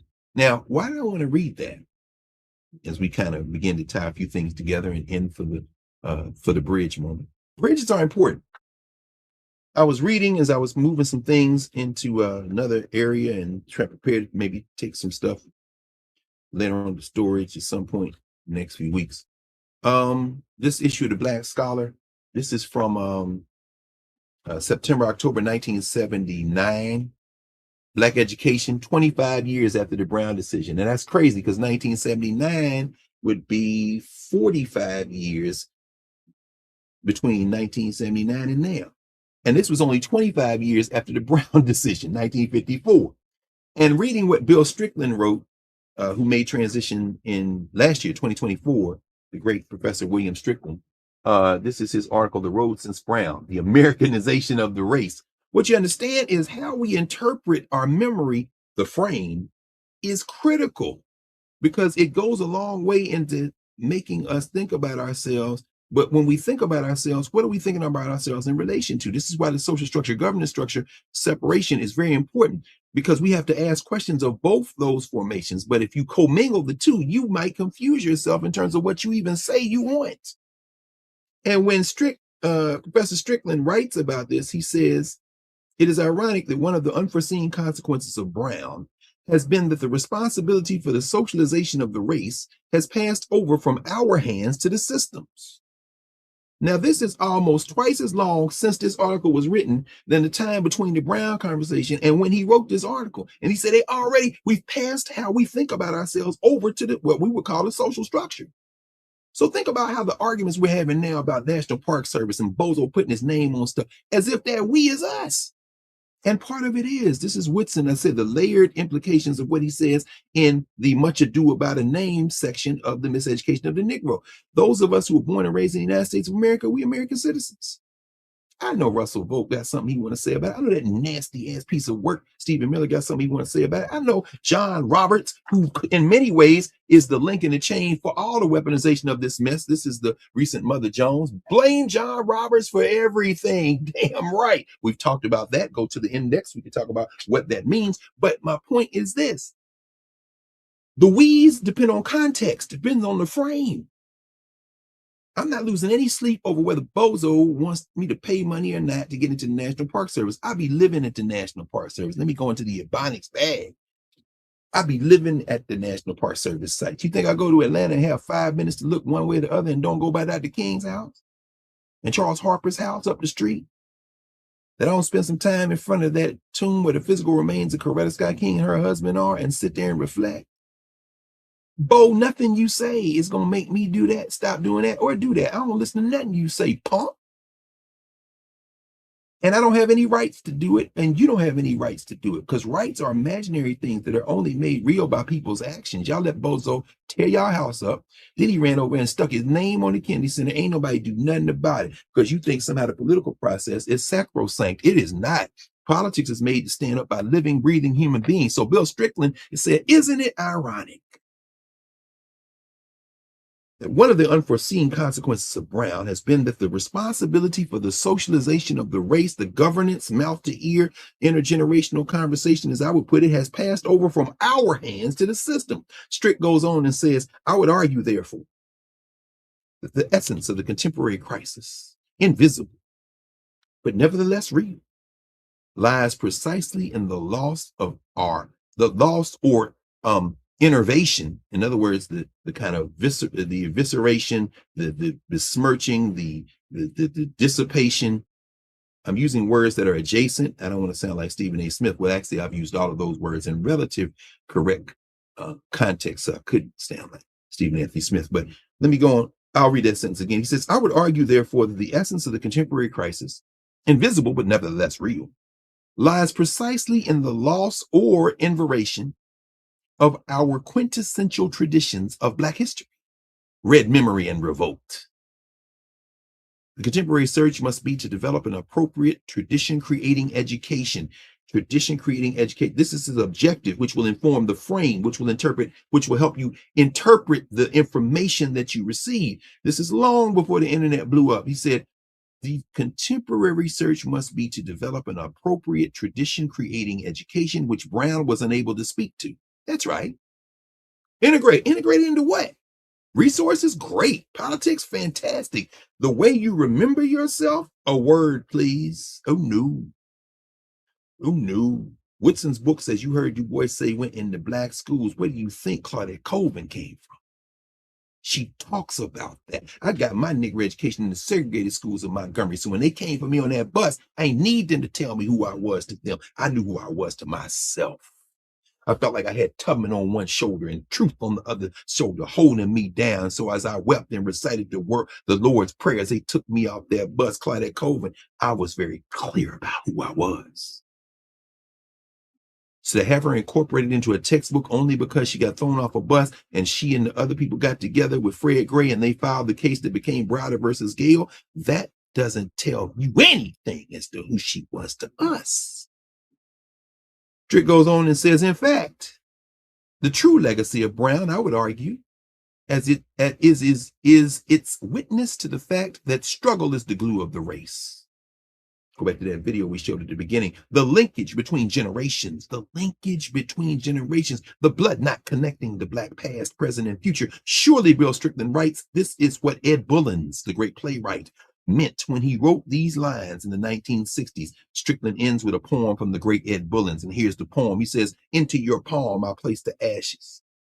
Into your palm are the ashes of your brothers burnt in the Alabama night. Into the palm that holds the babies, into the palm that feeds the infants, into your palm that holds the work tools I place the ashes of your father. Here are the ashes of your husbands. Take the ashes of your nation and create the cement to build again. Create the spirits to move again. Take this soul dust and begin again, begin again, begin again. So I was reading that, I was putting that up, and I was thinking, this is a key thing. The bridges. Where are the bridges between generations? Because every generation has to reinforce the memory. This is movement and memory. That's the movement and memory category in our Africana Studies Framework.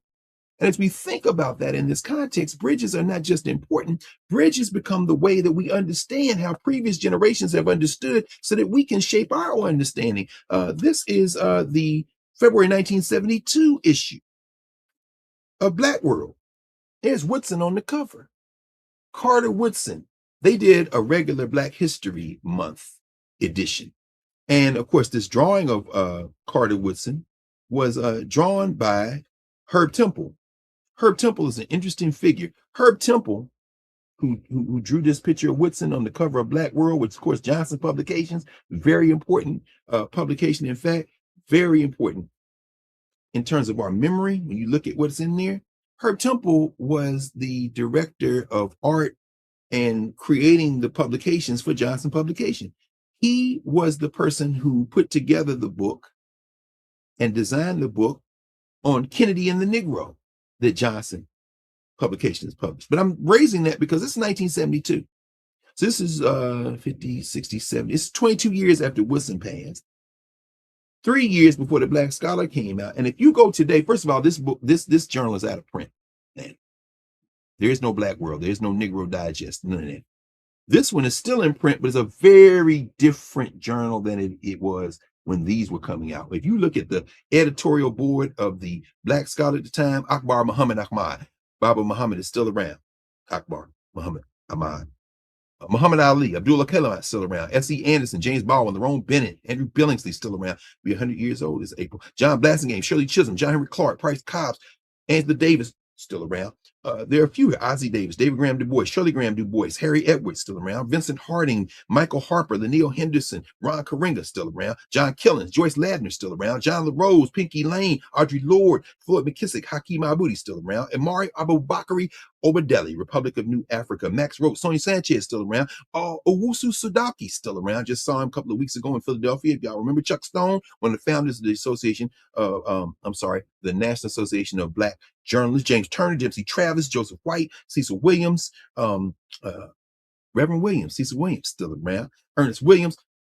There are a lot of people who are ancestors, a lot of people who aren't, and every generation has to write it for themselves. But what happens when you turn your memory, when you turn the framing of a thing over to a social structure that has shown you that the only thing they have for you is to use you to further other people's ends? And that's where I want to kind of round around to the end today. Thank you, Jelani, Marlon, Adesoje, Baba Oz, my man Mike, Baba Mike Henderson, for the conversation we had on Monday night in the office hours around Jarvis Gibbons' incredibly well-researched book, Fugitive Pedagogy. Fugitive Pedagogy, Carter G. Woodson and the Art of Black Teaching, Harvard University Press, 2021. I think what I took out of that argument that we had, and it was an argument, a friendly debate, and always friendly because we're going to agree to agree. That's Mariba Kelsey. That's the spirit of generosity that we have in that space and that we must have as African people. I absolutely reject any notion that would frame anything we have to do in terms of teaching and learning as fugitive. We are not fugitives. In fact, I would reject the use of the term pedagogy. Again, Sebait, teaching from the Egyptian, mouth to ear. I think those concepts are important. It isn't just what's in a name, it's what's in a frame. And so I don't know that we would necessarily disagree with each other. I think as much as I will be 10, 20, 50, a million, infinite number of toes down on the framework. That's why we had to have this Africana Studies framework. The first time I spoke about Carter G. Woodson publicly to talk in general, y'all can go find it. It's floating around on the internet. It has been for years. There's a talk I gave on Woodson at the School District of Philadelphia during the period that we created. I brought out my copy to show you what I did with it. Y'all know how I am. I'll peek around until I find it. Oh, here we are. The School District of Philadelphia's African American History course. This is the first African American history course mandatory for a large school district in the United States of America, 2006. This is the African American history course, Lessons in Africana Studies. The course was African American history. I refused. I said, we're going to have an Africana Studies framework. And that's where you see the lessons in Africana Studies. Shout out to Dana King, who was working at the school district at the time. This is the first lesson in that framework. You can get it on the website, drgregcarr.com. It's been up there for years. You know, I just got that domain and dumped some stuff on there.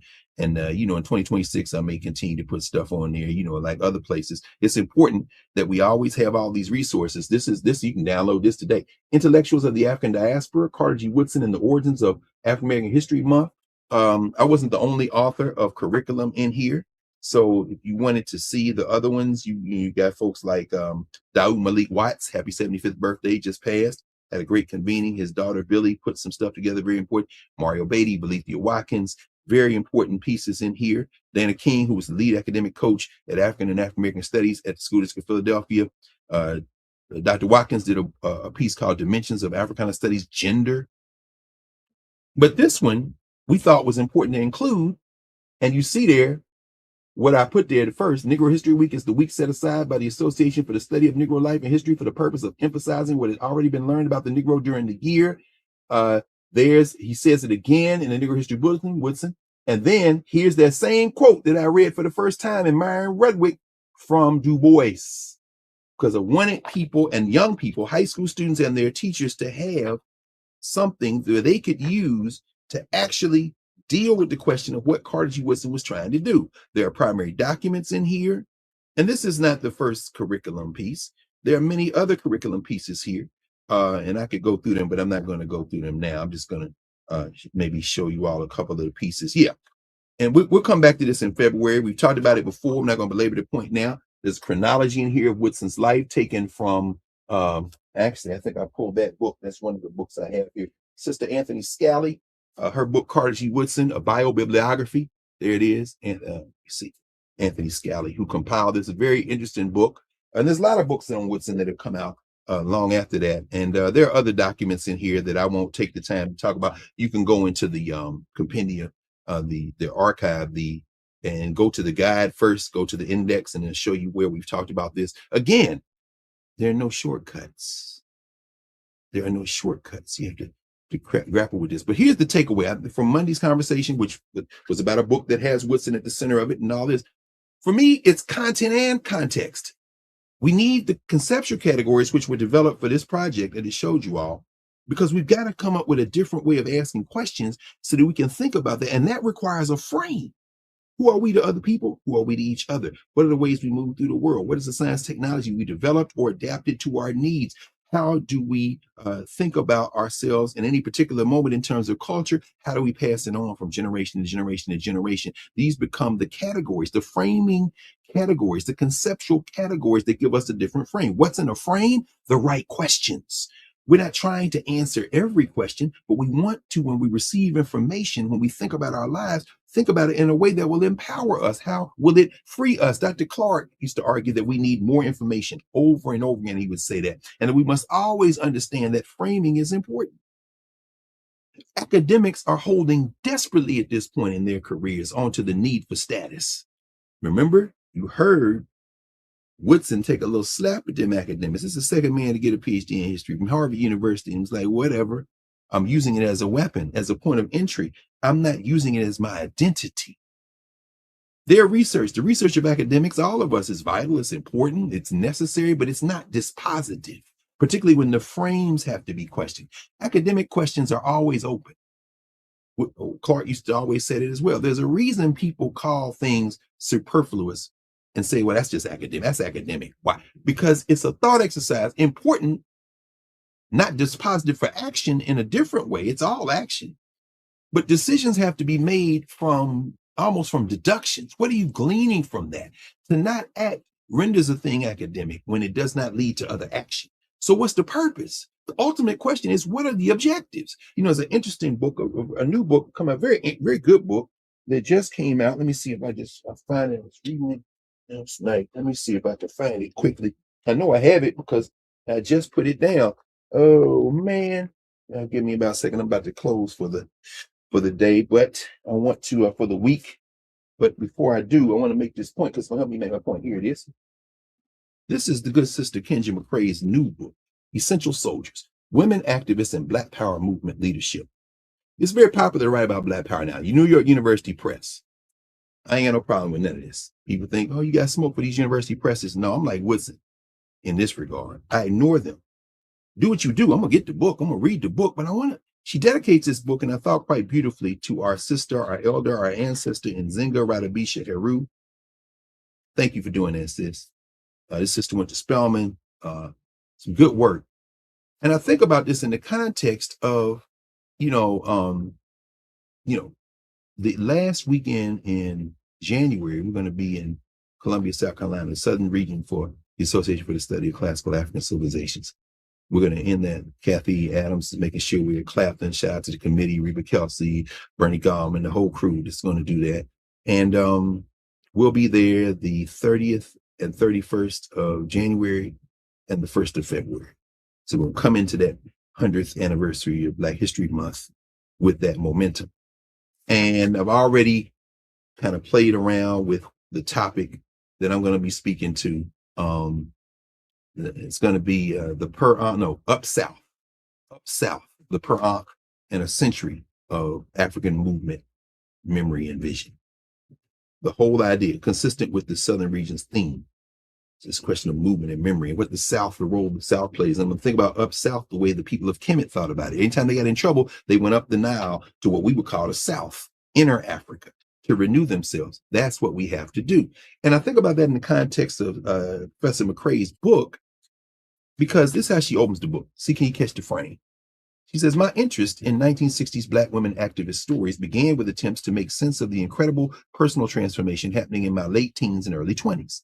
Like writer Ta-Nehisi Coates, Ta-Nehisi, of course, Kemetic for Black land, Ta-land, Nehisi, Black Coates, I was one of the many young people whose awareness about the conditions of my existence developed amid early 1990s Afrocentricity.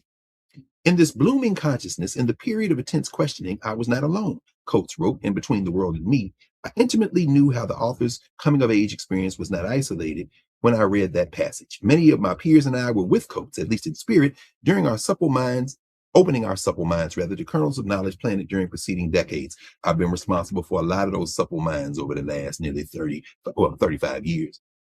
For me, the 1990s involved newfound Kwanzaa celebrations and conferences keynoted by battle-weary but determined Black Power movement veterans. When I was a student at Spelman, a historically Black women's college in Atlanta, Georgia, my evenings and weekends were filled with politicized poetry slams, conscious rap music performances, and meetings packed with folks trying to change the world in youthful bursts of exuberance. I spent a lot of time at the African American book and media stores that function as hubs for such activities. Absolutely. Coates vividly described the times musing that, quote, seeds planted in the 1960s, forgotten by so many, sprung up from the ground and bore fruit. During this era, rappers transmitted the words and images of Black nationalist leaders in their lyrics, beat breaks, and videos. Coates described playing taped Black Power media purchased at African American bookstores on his boombox, much as I did. She joined a sisterhood called AST in the 1990s, participated in a process called Journey to African Womanhood. And she goes on to say, they thought they were reinventing the wheel. They were inventing the wheel. Then she began to study and listen to what these elders were like, no, you weren't inventing the wheel. You were inheriting generational work. And so she's tracing all these sisters who, and these organizations came through this work, very important work. Now, she goes on and says, in turn, we boldly committed ourselves to occupying positions at the forefront of the struggle against sexism, racism, and classism. There we go. See, intersectionality, that frame, very useful frame as far as it goes in a social structure rendering, but I don't think that frame reconciles with the intellectual thrust, the cultural meaning making, and most importantly, the movement and memory and the governance formations of African people. So I saw the words there. I was like, let me stop. Now I know I can hear the folks who say I do a little bit too close of a reading. And my thing is, come on in Monday night. We can talk about it. I'm sure this will be next on the reading list. Little did I know at the time, African womanhood was a Black nationalist designation with a decades-long history. My set sisters and I thought we were inventing the proverbial wheel. I had no knowledge of the Committee for Unified Newark primer on Black nationalist womanhood from 2 decades earlier. Although our contemporary version of African womanhood was different from theirs, the booklet was filled with instructive information that a set could have used for our journey. Then she goes on to graduate school. Shout out to Baba Akinyele Umoja, who helped along with this project that she went on to leadership. And then, again, you know what I would do? I go at the preface, I go to the conclusion, read that last chapter, I go back through the book with the frame in mind, and then begin to think about how all this stuff is integrated by many of these people I know. It's very important to understand that. And then, of course, well, I'm not going to get into that. Maybe next week. My point is going to be this, though. The universities on the periphery, academics on the periphery of this community work we're talking about, because I think that the renderings of class, the renderings of gender, and the renderings of race are useful tools in terms of framing how we grapple with the social structure, but diminish in value the deeper we get into our governance formations of who we are to each other. I think those frameworks lead us away. Isn't it ironic, to evoke what Bill Strickland said about In the Wake of Brown, what happened, that we are turning over the framings to these academic spaces which don't ground themselves in our ways of knowing. Our ways of knowing are not perfect. Our ways of knowing have deep things that we have to confront, but we have to confront them on our terms. I remember, as I end, convening my Howard students and a bunch of high school students. This would have been back in I went to Howard in the year 2000. So this was around 2003, maybe 2002 or 2003. We had the meeting of the Association for the Study of Classical African Civilizations at Community College of Philadelphia. And the day before, about a bunch of Howard students together and a bunch of high school students together with Kwaku Larry Crow and Anderson Thompson. See, Andy Thompson used to call all these academic treatments of our movements and our people death watch studies. He called it, it's almost like academic autopsies. Like, well, no, I call it death watch studies. He would call it slave rebellion research. In other words, you go to New York University Press or Harvard University Press, you've interviewed all these people, you've gone through all these papers, and then you set it in a frame that ultimately is of some relevance or appeal to these institutional formations that you've contributed to. And it's like saying, well, this is when they rebelled here, this is what they did here, and this is how they did here. And they almost always follow this arc. When I was young, you know, I learned this stuff and I got into my Black thing, and then I went to the academic thing, and now I'm coming back to my roots, and I'm gonna write about that. Ultimately, these things ended and they were forgotten before we started, and then we remembered, and now we think about democracy and we think, okay, where is this frame coming from? I understand the pressures of the academy. I work in the academy, but I understand them from the peripheral perspective. I am in a community grounding where those same conversations are being had very differently. And that's as I sat there with them, I wanted these young people to be with Larry and AT, because I wanted them to see what a genealogy looked like. I wanted them to hear how these incredible thinkers and scholars of our Africana genealogy modeled connecting through generations. Andy Thompson, there was probably nobody better about it. The idea was to expose them to a rite of passage, to connect them intergenerationally, and perhaps recruit more soldiers in that struggle.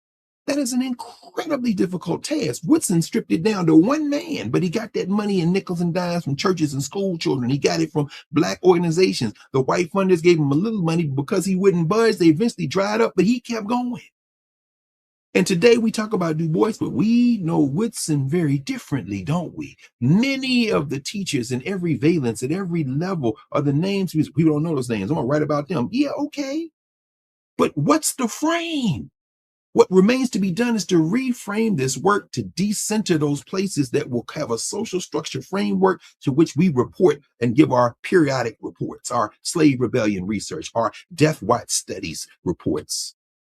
Because the information is very important, but the framework has to be challenged. We have to reframe. And that Shrine of the Black Madonna, the issues of naming and framing and narrative, the sites of power, the shrine lives today. There are many good books on the Shrine of the Black Madonna and ancillary things, but they write about them like it's dead. I'm here to tell you, not only is it alive, it is the foundation.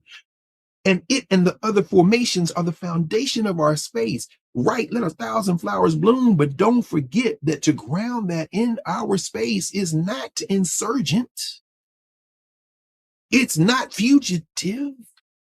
It is, in fact, us ourselves. You got to read that and apply that.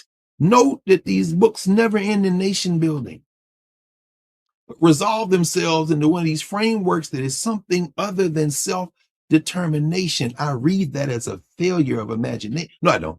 I started to say I read that as a failure of imagination, but I don't read it as a failure of imagination because I know a lot of these people, System Craig, one of them. It's not an indictment of any of them or any of us.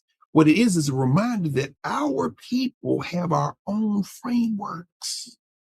And that when we want to talk about them and deal with them, we got to ask ourselves the question, what is our objective? Maybe next week I'll show you all a copy of a journal that just came out that's talking about this. This is one of those conservative white journals where the guy is walking through Athens and he's saying, you know, here's where the symposium was with Plato, and here's the Parthenon and the Acropolis. And I wonder, how do we connect? And how does it, when civilizations die, how are they reborn? They're constantly trying to rethink how to connect. Meanwhile, we're trying to think how to connect to those other genealogies. They're important to consider, but you cannot center them.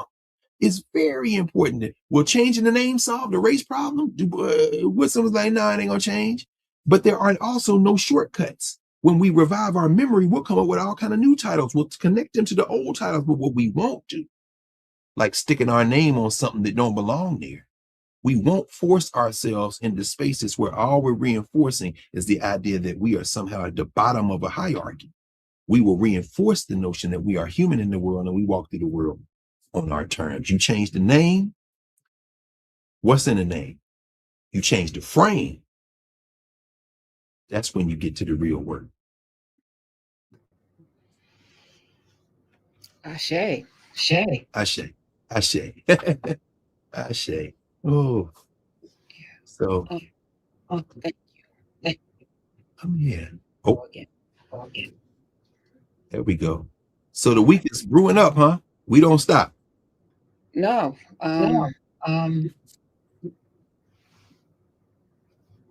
Okay. What happened? Okay. My echo? Yeah. All right, I'm muting myself. I don't know where the echo. The echo is, so it's a ghost in the machine. I ain't changed a thing. I'm gonna change. I'm because it didn't happen. It wasn't anyway. We'll deal with that. Let's stick around and discuss that too. I just want to thank you. I'm going to be on the air on Monday and Tuesday. Are y'all are live? No, you're not. No, you're not. Yeah. Let me see. Wednesday is what? Is that? What's that? Look, we don't even know. Is that the 24th? Saturday is the 20th. Sunday's 21st. Oh, solstice tomorrow. So the sun's coming back. Birth of the sun, which is why Christmas is where it is. So we mark the solstice. 21st, 22nd, 23rd. 23rd is Wednesday. I think we'll be there Wednesday. No. 24th, 25th. 24th is Wednesday. 24th is Wednesday. So no. Yeah. So the 24th and 25th, we won't be there, right? And then the 26th is first day of Kwanzaa. No. But we got, I think, yeah, we'll be back because we talked to Ken Burns this week. So y'all want to hear that Burns interview? It's going to run this week.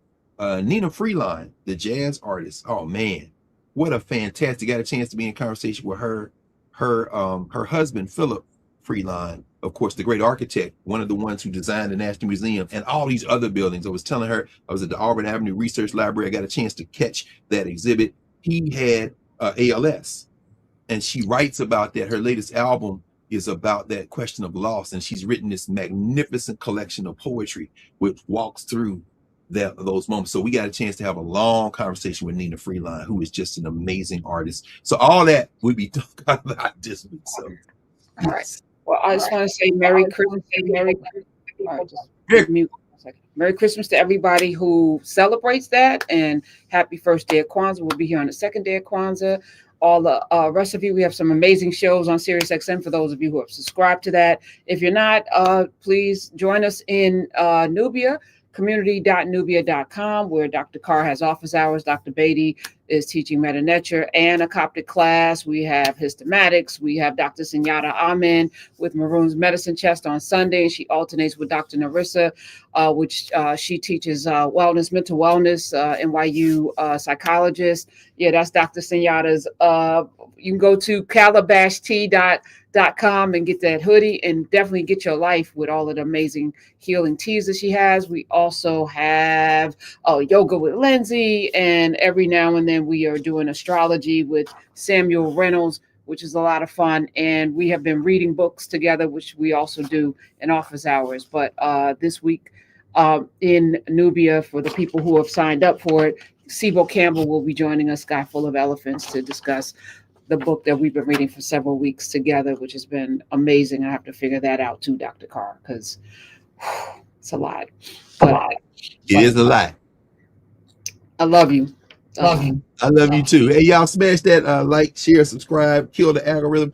Prof, I know this, as this thing falls apart, and you mentioned it on the radio, and even now, as Warner tries to figure out who it's going to sell itself to, and these venture capitalists get together, and maybe they're going to buy CNN or not, and Mr. Deadman Suit himself, Jared Kushner, ran out there and tried to get some money from the Saudis and the UAE and Qatar, and then the Warner people was like, no, that all money not good money.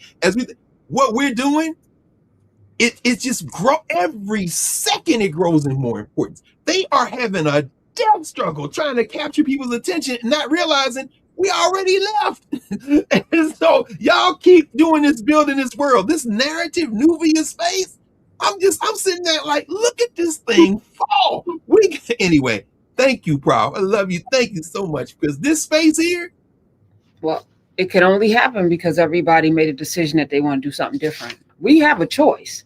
We don't have to sit in this, I can't believe these people don't consider us, or I can't believe these people are disrespecting us. We don't have to be disrespected. We are the source.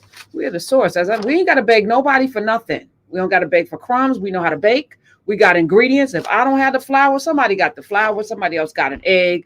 We got all of the ingredients we need. We ain't got to beg for a seat at anybody's table. We are all carpenters. Okay? And somebody would. I'm going to say less about that. No. Look, Woodson telling Du Bois telling Woodson, hey man, if you would just, they'll give you some. No. You see that 5-year-old over there? She got a penny. She can get to Sunday school. She gonna give me that money. And when the dust settles, what did J. Cole say in Creed interlude? when on the Creed soundtrack for the movie, he said, you know, when the sun is underneath the horizon, run the numbers. We run the numbers. Woodson was right. You know what I'm saying? You can't tell. Although I'm glad, actually, Prof, don't go anywhere. I do want to show this because this is very important for us as it relates to Nubian narrative and all the work we're doing. I've showed you all this before, but I want to make this point. If I can find this quickly, there is a Woodson's library was held by the Association for the Study of African American Life and History. This is the Library of Carter G. Woodson. It's at Emory now. I don't like that. I'm gonna talk more about that maybe next week. The mind of Carter G. Woodson. Let me stop. Look, see, we'll see you all, because when you have a trust, you must preserve that trust. And Emory's doing an incredible job to put it there. When you read this catalog, what you see is, hey man, did we not have enough fortitude to have this thing on our terms? Anyway. All right. Love you, Dr. Carr.